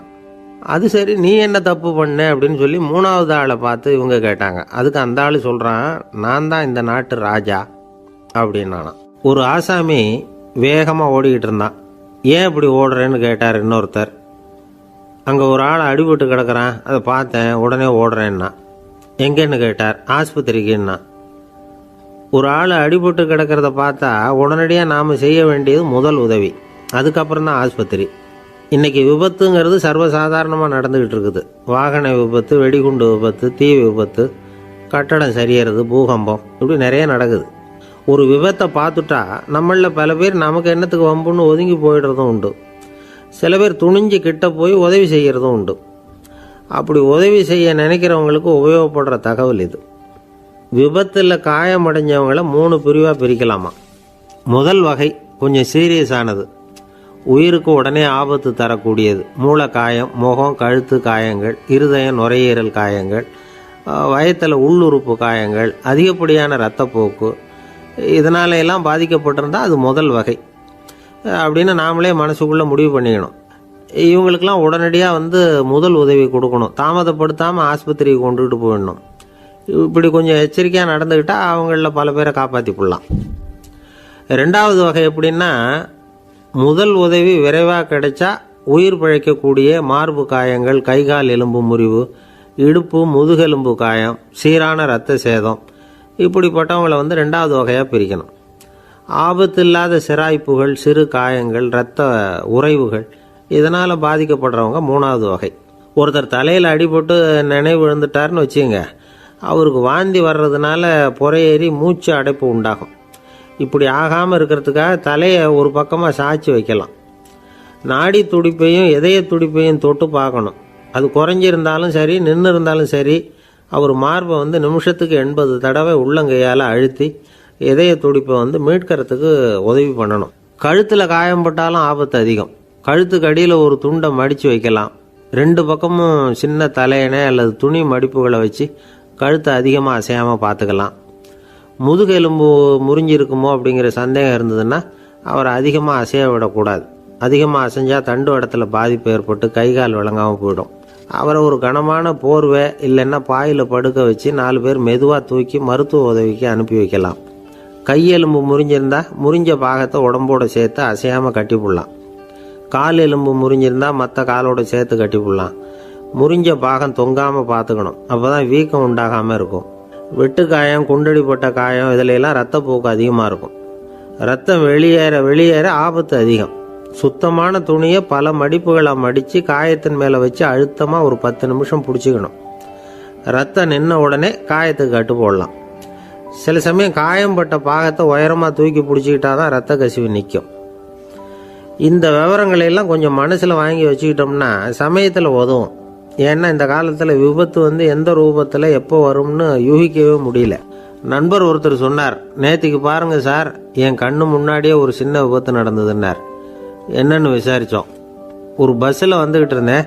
அந்த பஸ்ஸில் பின்பக்கம் படி ஓரமாக நின்றுக்கிட்டு இருந்த ஒருத்தர் ரோட்டில் விழுந்துட்டார். டிரைவர் அதை கவனிக்கலை, நிறுத்தாமல் அவர் பாட்டுக்கு போகிறாருன்னார். கண்டக்டர் உடனே விசில் கொடுத்து பஸ்ஸை நிறுத்த வேண்டியது தானே அப்படின்னோம். அதுதான் சார் முடியாமல் போச்சுன்னார் அவர். ஏன்னு கேட்டாங்க.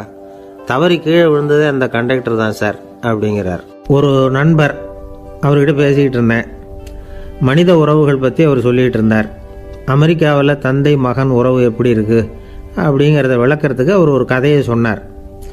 ஒரு அப்பா பகல் பூராவும் அலுவலகத்தில் வேலை, ஓடி ஆடி உழைச்சிக்கிட்டு களைச்சி போய் ராத்திரி 10 மணிக்கு மேலே வீடு திரும்பினான். வீட்டு வாசலில் அவரோட மகன் காத்துக்கிட்டு இருக்கிறான். இன்னமும் தூங்கலை. அப்பாவை வாசல்லையே தடுத்து நிறுத்தி, அப்பா உனக்கு சம்பளம் எவ்வளவு அப்படின்னு கேட்குறான். ஏற்கனவே ஆஃபீஸ் பிரச்சனைகளால் அழுத்து போய் திரும்புகிற அப்பாவுக்கு கோவம் வந்துடுது.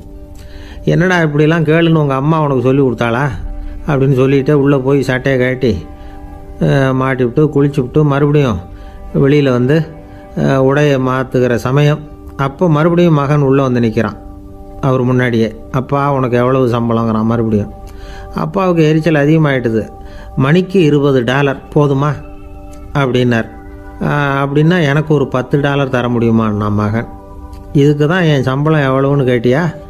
2ஆம் வகுப்பு படிக்கிற உனக்கு எதுக்குடா $10 அப்படின்னு கத்திவிட்டு தொலைக்காட்சி பெட்டியின் முன்னாடி போய் உட்காந்துக்கிட்டு ஏதோ நிகழ்ச்சியை பார்க்க ஆரம்பிச்சிட்டார். கொஞ்ச நேரம் கழித்து மறுபடியும் மகன் நிற்கிறான். அப்பா ப்ளீஸ் எனக்கு ஒரு $10 கொடுக்க முடியுமா? மகனுடைய கண்களில் கண்ணீர். என்னடா அவன் கண்ணீரை காட்டி காரியம் சாதிக்கலாம்னு பார்க்குறியா? ஒரு காசு கூட கொடுக்க மாட்டான் போ அப்படின்னு விரட்டி விட்டான். மகன் கண்ணீரை தொடச்சிக்கிட்டே கண்ணை தொடச்சிக்கிட்டு பேசாமல் போய் படுத்துக்கிட்டானா. கொஞ்ச நேரம் ஆச்சு.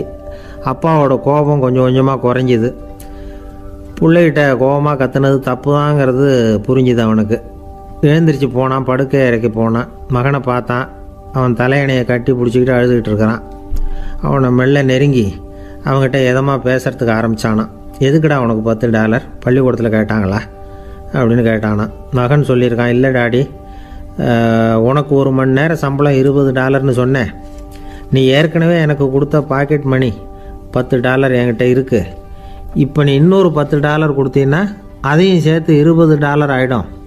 அந்த $20 நான் உனக்கு கொடுத்துருவேன். அப்படி கொடுத்தா நீ என் கூட 1 மணி நேரம் செலவழிப்ப இல்லையா? அதுக்காக தான் $10 கேட்டேன் அப்படின்னு சொன்னானான். அந்த அப்பா கண்ணு கலங்கி போச்சான். ஆதரவோடு தன்னுடைய மகனை கட்டி பிடிச்சி அழ ஆரம்பிச்சிட்டாராம். இதுதான் நண்பர் சொன்ன கதை. அமெரிக்கா மட்டும் இல்லை, உலகம் பூராவும் இன்றைக்கி மனித உறவுகள் இப்படி தான் மாறிக்கிட்டு இருக்கு. பெரியவர்கள் அறிவுரை என்ன தெரியுமா? உங்கள் குழந்தைகளிடமிருந்து குழந்தை பருவத்தை பிரித்து விடாதீர்கள் அப்படிங்கிறது தான்.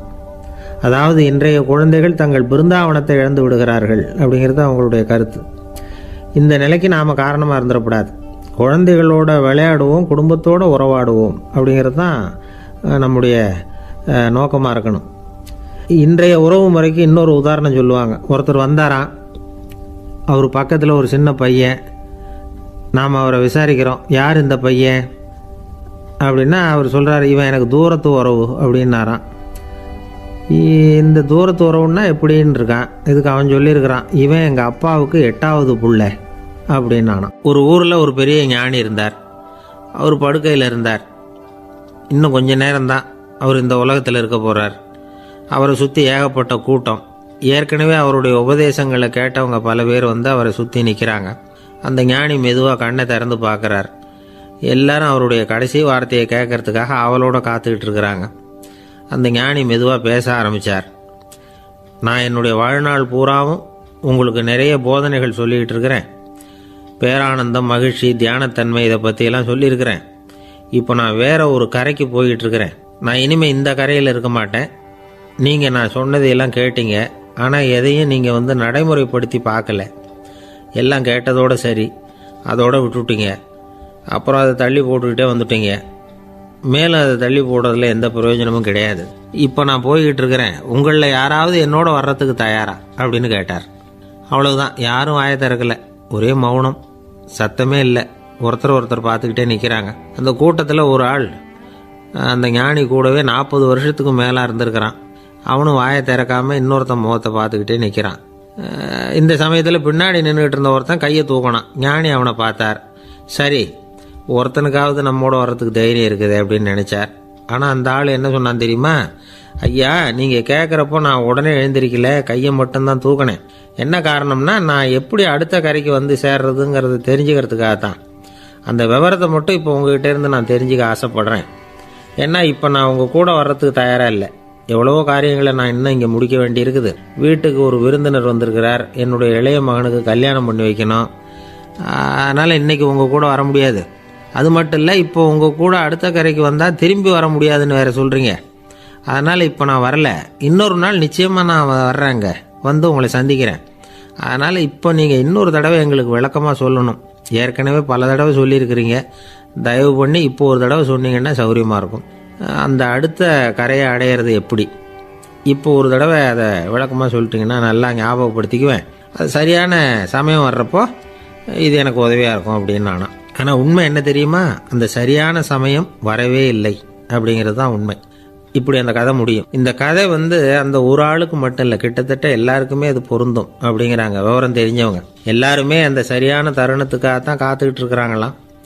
அதுக்காக ஜோசியம் பார்க்குறாங்க, கைரேகை பார்க்குறாங்க, நாளைக்கு என்ன நடக்குங்கிற ஆவலில் எல்லாரும் காத்துக்கிட்டு இருக்கிறாங்க. ஆனால் அந்த ஒரு நாள் ஒருபோதும் வரப்போகிறதில்ல. நீங்கள் தள்ளி போடுறதுக்காக பல அர்த்தமில்லாத காரணங்களை தேடுறீங்க அப்படிங்கிறார் ஒரு ஞானி. காத்திருக்கிறதுலேயே நம்ம காலம் ஓடி போயிடுது. ஏன்னா இன்றைக்கி நாம் சிந்திக்கிறது நாளைக்கு நாம் சிந்திக்கிறது இல்லை. ஒவ்வொரு நாளும் ஒவ்வொரு மாதிரி போயிடுது. நாளைக்கு மறுநாளை பற்றியே சிந்திக்கிறோம். இப்படியே அது பாட்டுக்கு போயிடும். கரையை தொட்டு பார்க்குறது எப்போ? இதுதான் கேள்வி. நமக்கு வேண்டியப்பட்ட ஒருத்தர் ஒரு ரயில்வே பிளாட்ஃபாரத்தில் நின்றுட்டு இருக்கிறார். அங்கே இருக்கிறவங்ககிட்ட கேட்குறாராம், விசாரிக்கிறார். ஏங்க கிழக்க போகிற ரயில் போயிட்டுதுங்களான்னாராம். போயிட்டுதுன்னு இருக்கிறாங்க.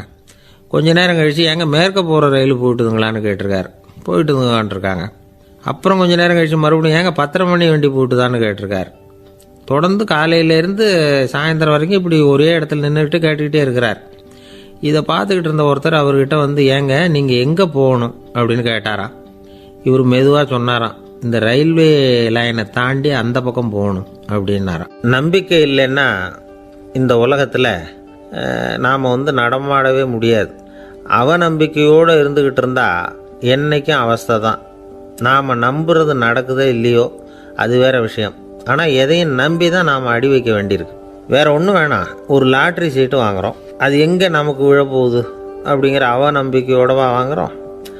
பரிசு நமக்கு தான் அப்படிங்கிற நம்பிக்கை உள்ளூர இருக்கிறதுனால தான் அதை வாங்குகிறோம். இருந்தாலும் முடிவு வேறு மாதிரி ஆகிடுது. அதுக்காக மனசு சோர்ந்து போகிறதில்ல. அடுத்த மாதமும் சீட்டு வாங்குகிறோம். இந்த நம்பிக்கை தான் மனித வாழ்க்கைக்கு ஆதாரம். ஒரு கடையில் போய் டீ சாப்பிட்றீங்க. அந்த டீ நல்ல டீ தானா, அதில் விஷம் கலந்துருக்குமா அப்படிங்கிற சந்தேகம் வந்துட்டுதுன்னு வச்சுங்க. அதுக்கப்புறம் அதை எப்படி நீங்கள் சாப்பிட முடியும்? நம்பி தான் சாப்பிட்ணும். ரயில் ஒழுங்காக போய் சேருங்கிற நம்பிக்கை இருக்கிறதுனால தான் அதில் ஏறி உட்காடுறோம். லெட்டர் ஒழுங்காக போய் சேருங்கிற நம்பிக்கை இருக்கிறதுனால தான் பெட்டியில் போடுறோம். சரி, நம்ம கதையெல்லாம் நம்மளோட இருக்கட்டும்.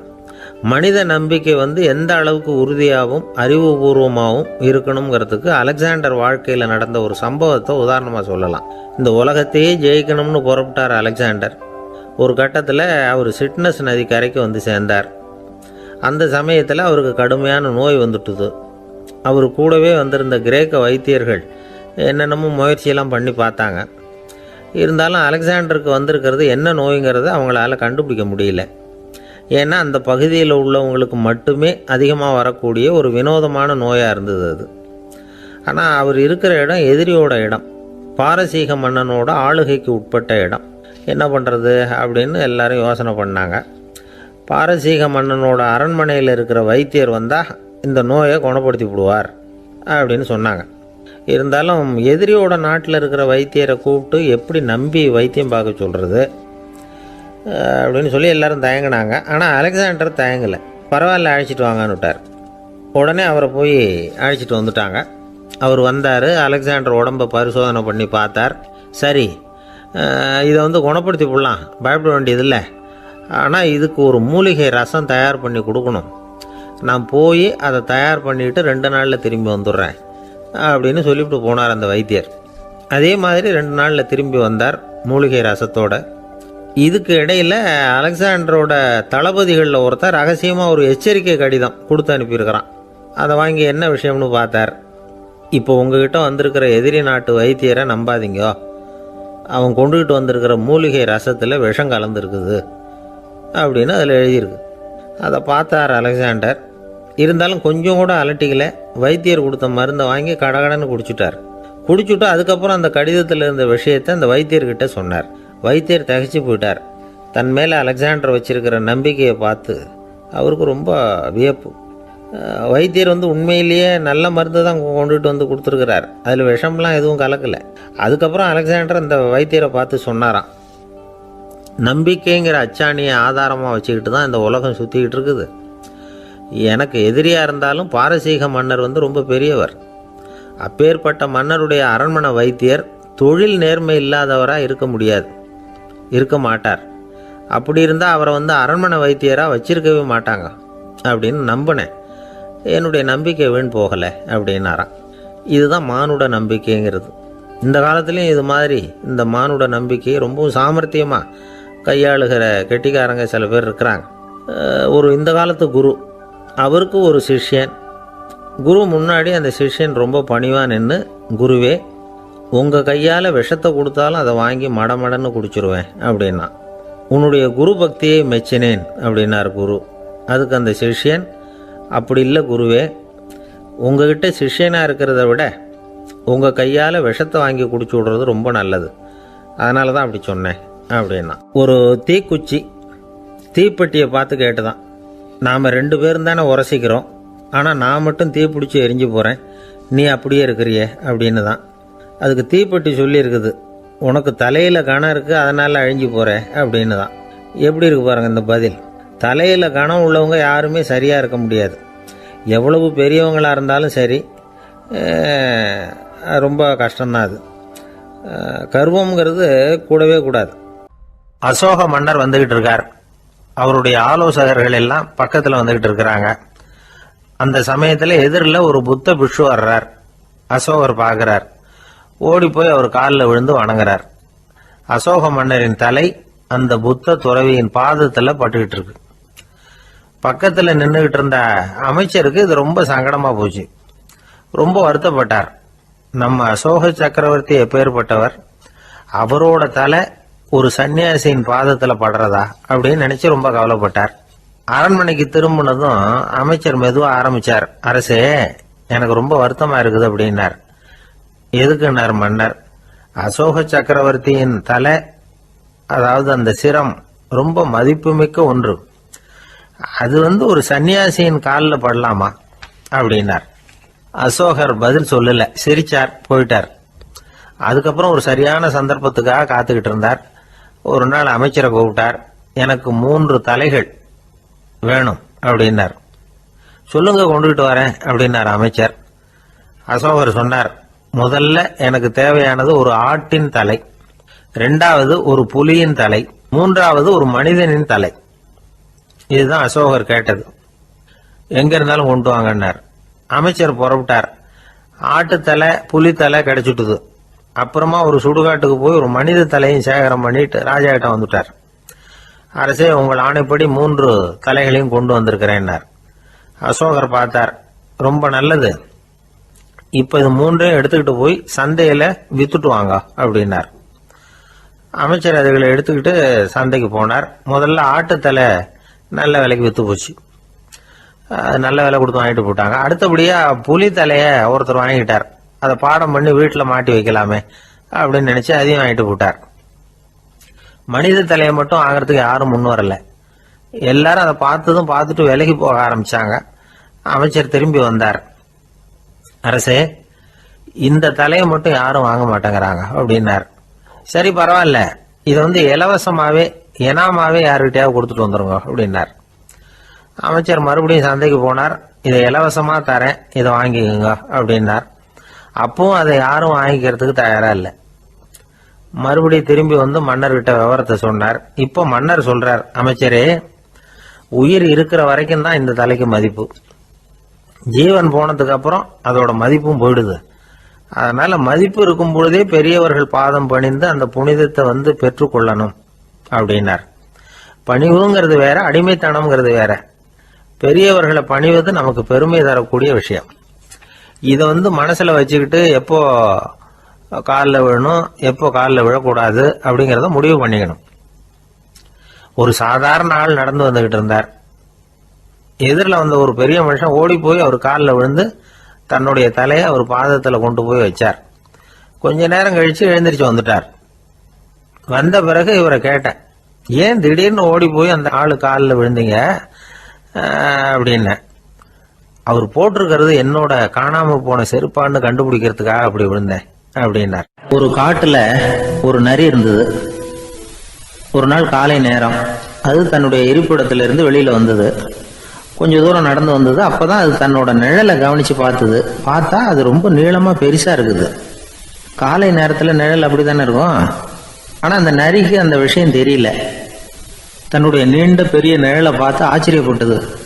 ஆஹா, நாம இவ்வளவு பெருசாவா இருக்கிறோம் அப்படின்னா என்னுடைய காலை சாப்பாட்டுக்கு ஒரு யானை இல்லைன்னா ஒரு ஒட்டகம் கிடைச்சாதான் சரியா இருக்கும் போல இருக்கு அப்படின்னு முடிவு பண்ணிக்கிட்டது.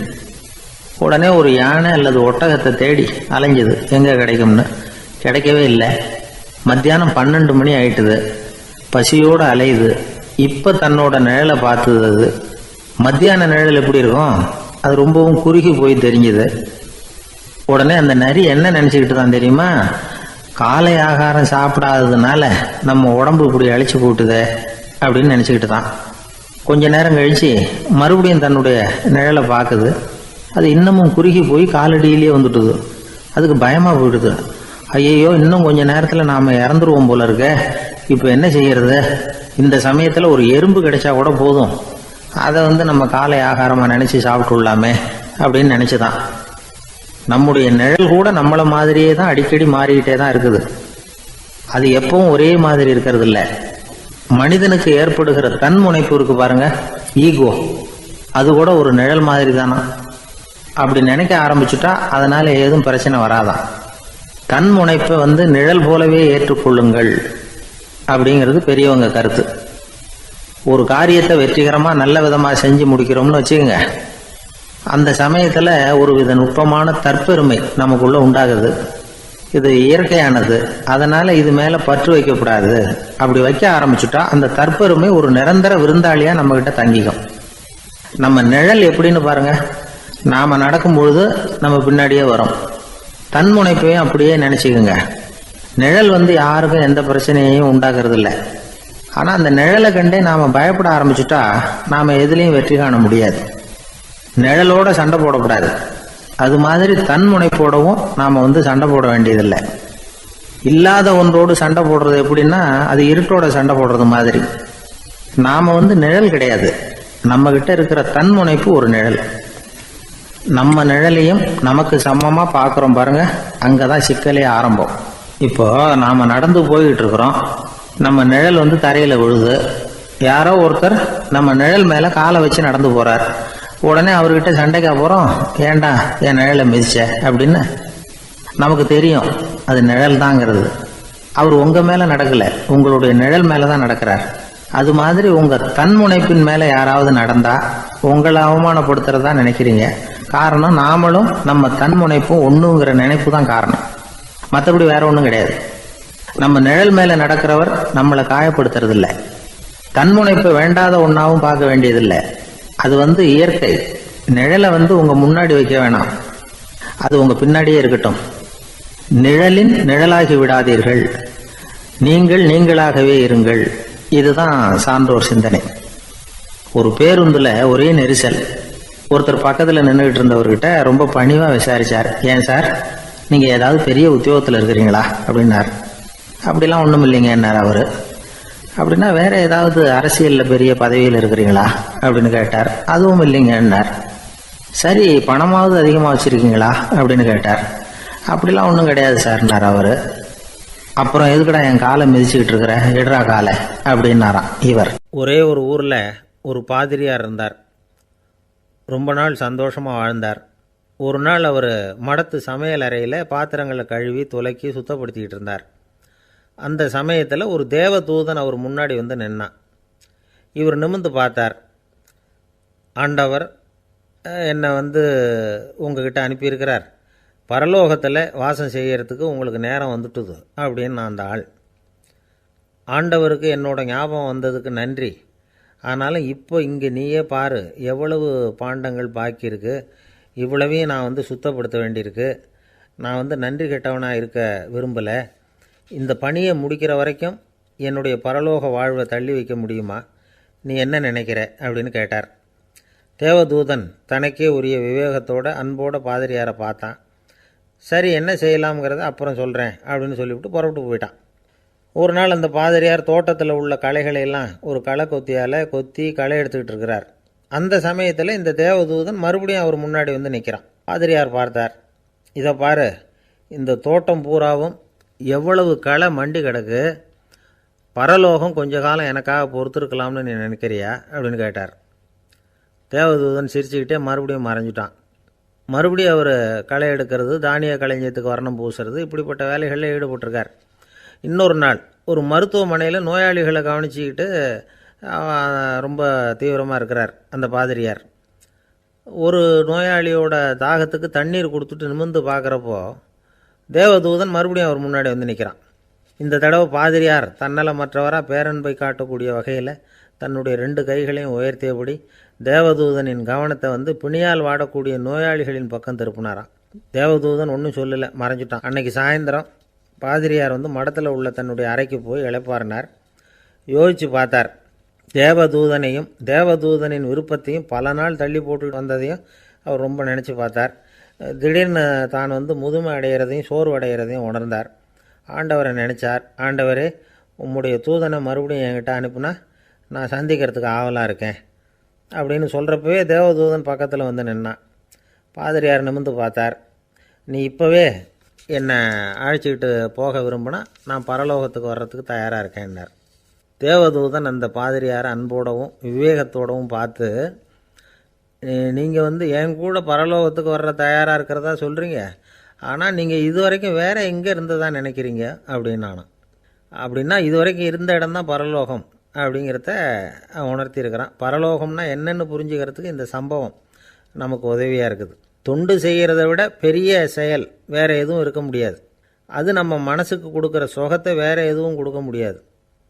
நாம் தொண்டு செய்கிற இடம் தான் அந்த புண்ணிய இடம். ஆனால் இந்த காலத்துலலாம் நாம் தொண்டு செய்யணும்னு நினச்சி ஏதாவது ஆரம்பித்தா கூட அதை ஒரு மாதிரியாக சுற்றி நின்று வேடிக்கை பார்க்க ஆரம்பிச்சிடுறாங்க. ஒரு பெரியவர் அப்படி தான் ஒரு தொண்டு செஞ்சுக்கிட்டு இருந்தார். ஒரு கோவில் கட்டிக்கிட்டு இருந்தாங்க. அதில் ஒரு இடத்துல ஒரு பலகையை வச்சு ஆணி அடிக்கிற வேலையை செஞ்சுக்கிட்டு இருந்தார் அந்த பெரியவர். ஒரு சின்ன பையன் அதை ரொம்ப ஊக்கமாக அக்கறையாக கவனிச்சிக்கிட்டு இருந்தான். பெரியவர் இதை கவனித்தார். என்னப்பா பார்க்குற, உனக்கும் இது மாதிரி தொண்டு செய்யணும்னு ஆசையாக இருக்கா அப்படின்னு கேட்டார்.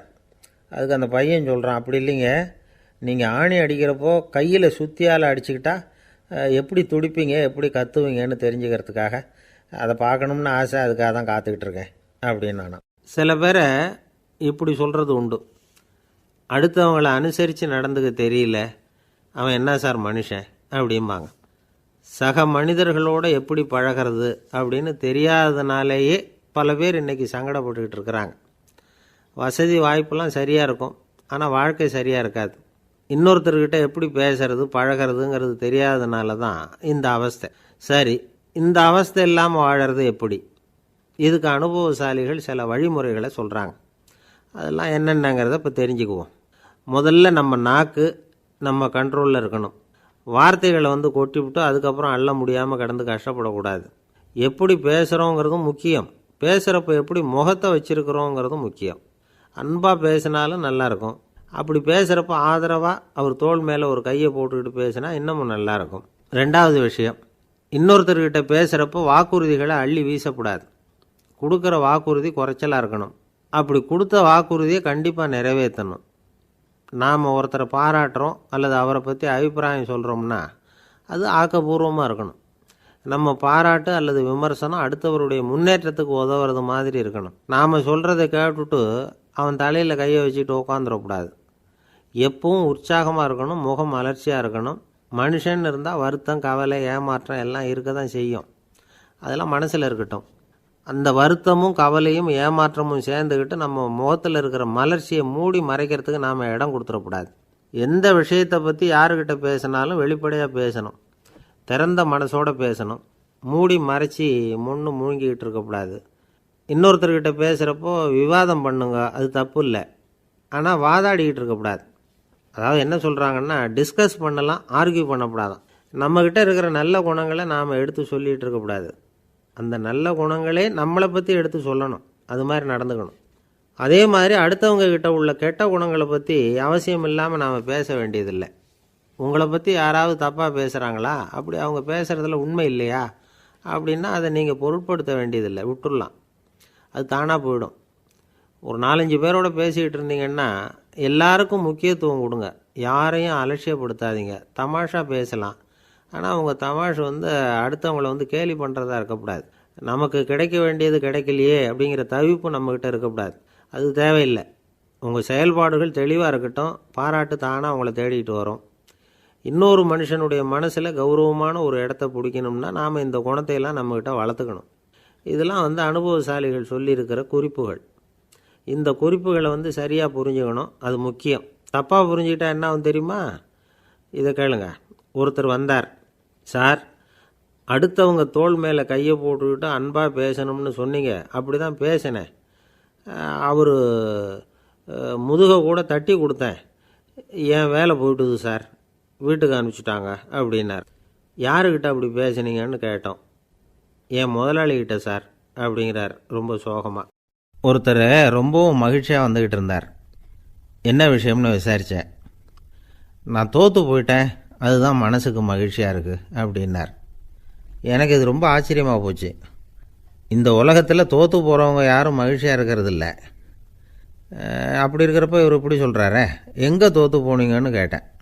அதுக்கப்புறம் தான் அவர் விவரமாக சொன்னார்.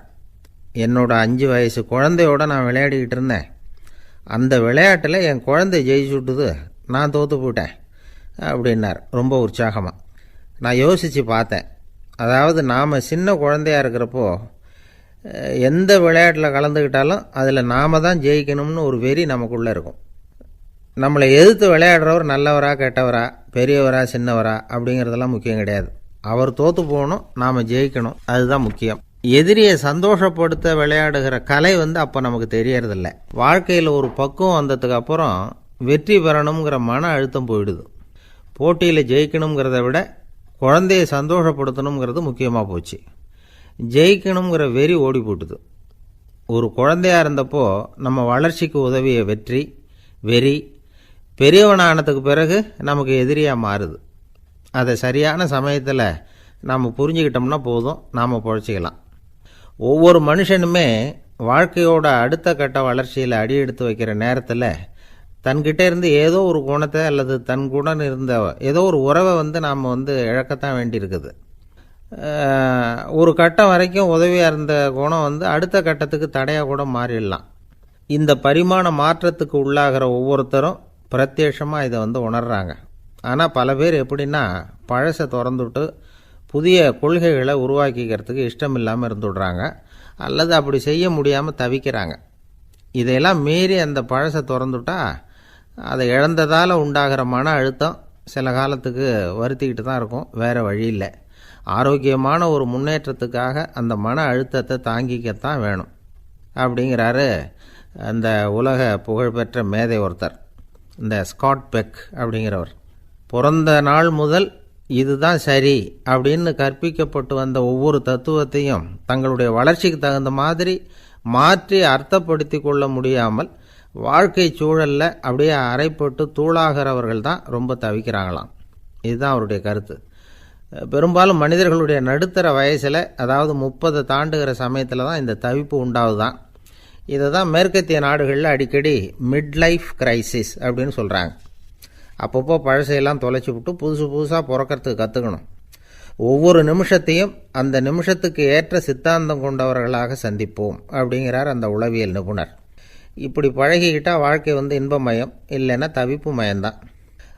பழசை தொலைக்க முடியாதவர்களில் எத்தனையோ பேர் உண்டு, எத்தனையோ ரகம் உண்டு.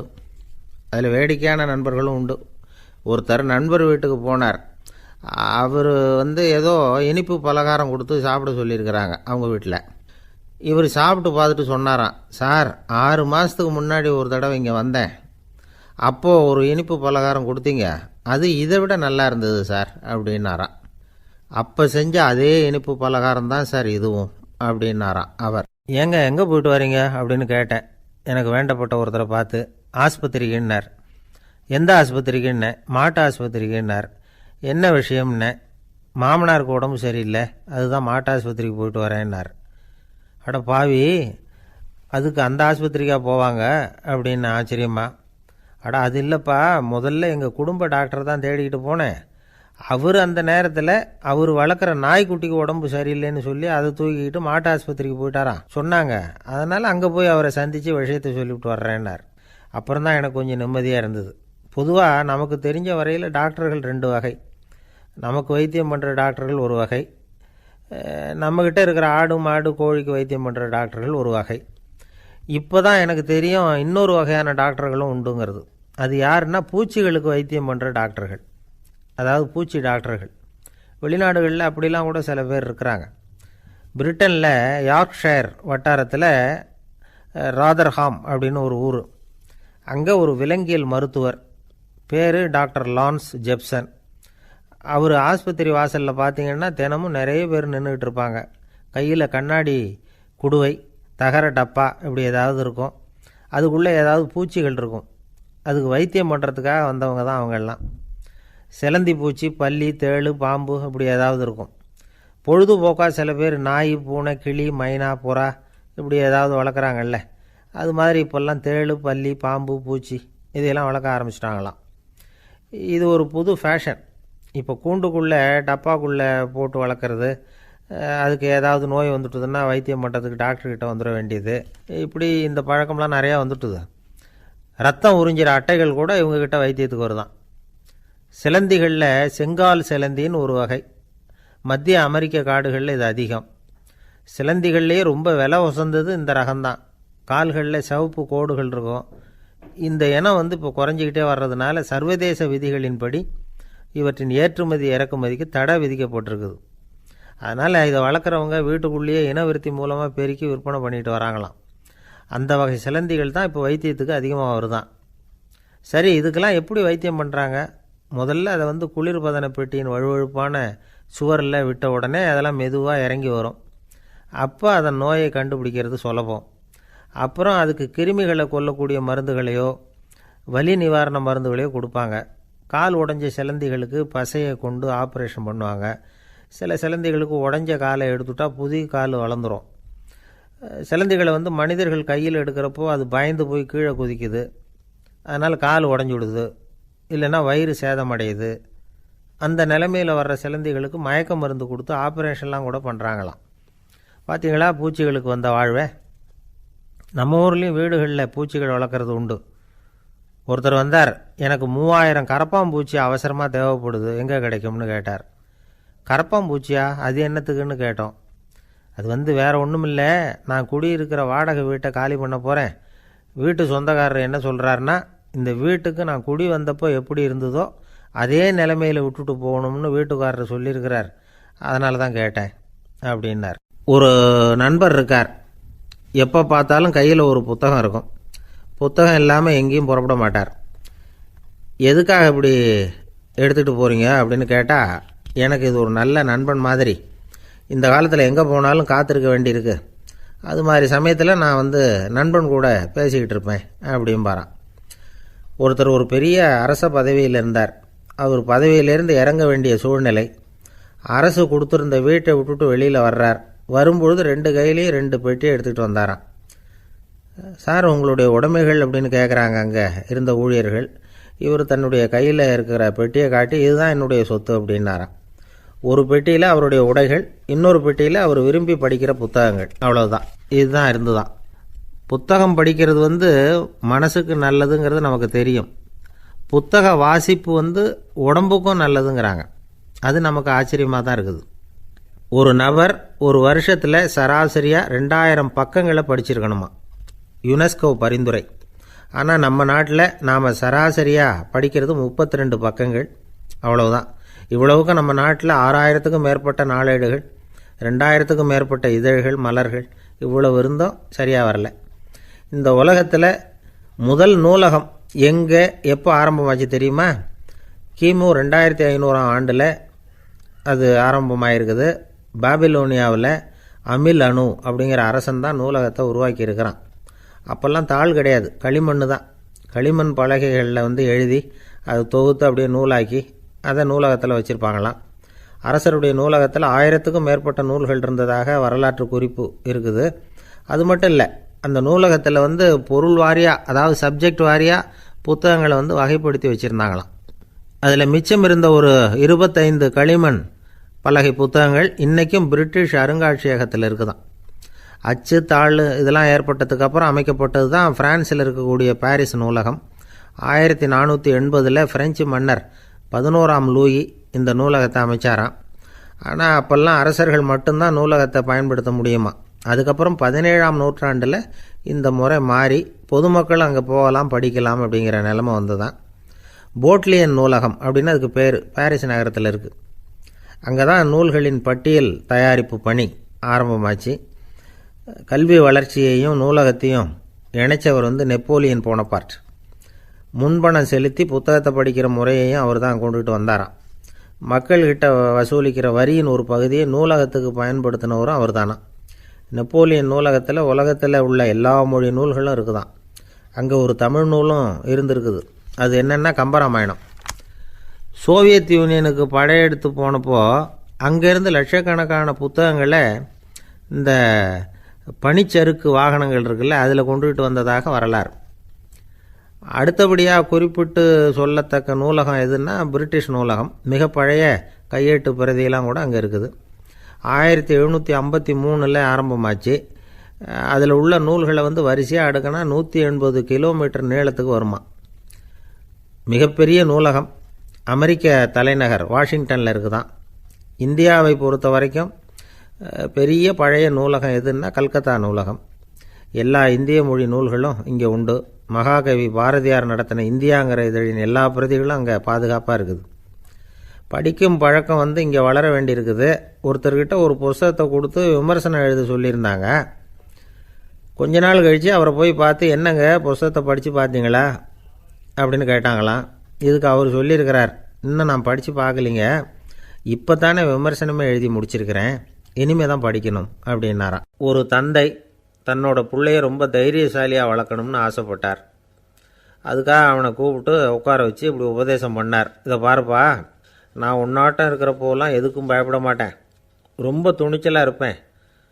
ஒரு நாள் ஒரு அப்பாவி எலிய ஒரு பூனை துரத்திட்டு ஓடிச்சு. நான் உடனே என்ன செஞ்சேன் தெரியுமா? அந்த பூனையை பிடிச்சேன், அது வாலில் ஒரு பட்டாசு சரத்தை கட்டினேன், கொளுத்தி விட்டேன், படபடன்னு வெடிக்க ஆரம்பிச்சுட்டுது. அது துள்ளிக்கிட்டு அங்கேயும் இங்கேயும் ஓடி இருக்கு பாரு ஓட்டம், ரொம்ப தமாஷு அப்படின்னார் அப்பா. இப்படி சொல்லிவிட்டு பையனை பார்த்து, இதை கேட்குறதுக்கு உனக்கும் துணிச்சல் வருதா, நான் என்னுடைய செயலை நீ கேட்குறப்போ உனக்கு துணிச்சல் வருதா அப்படின்னு கேட்டார். வருதுன்னா பையன்.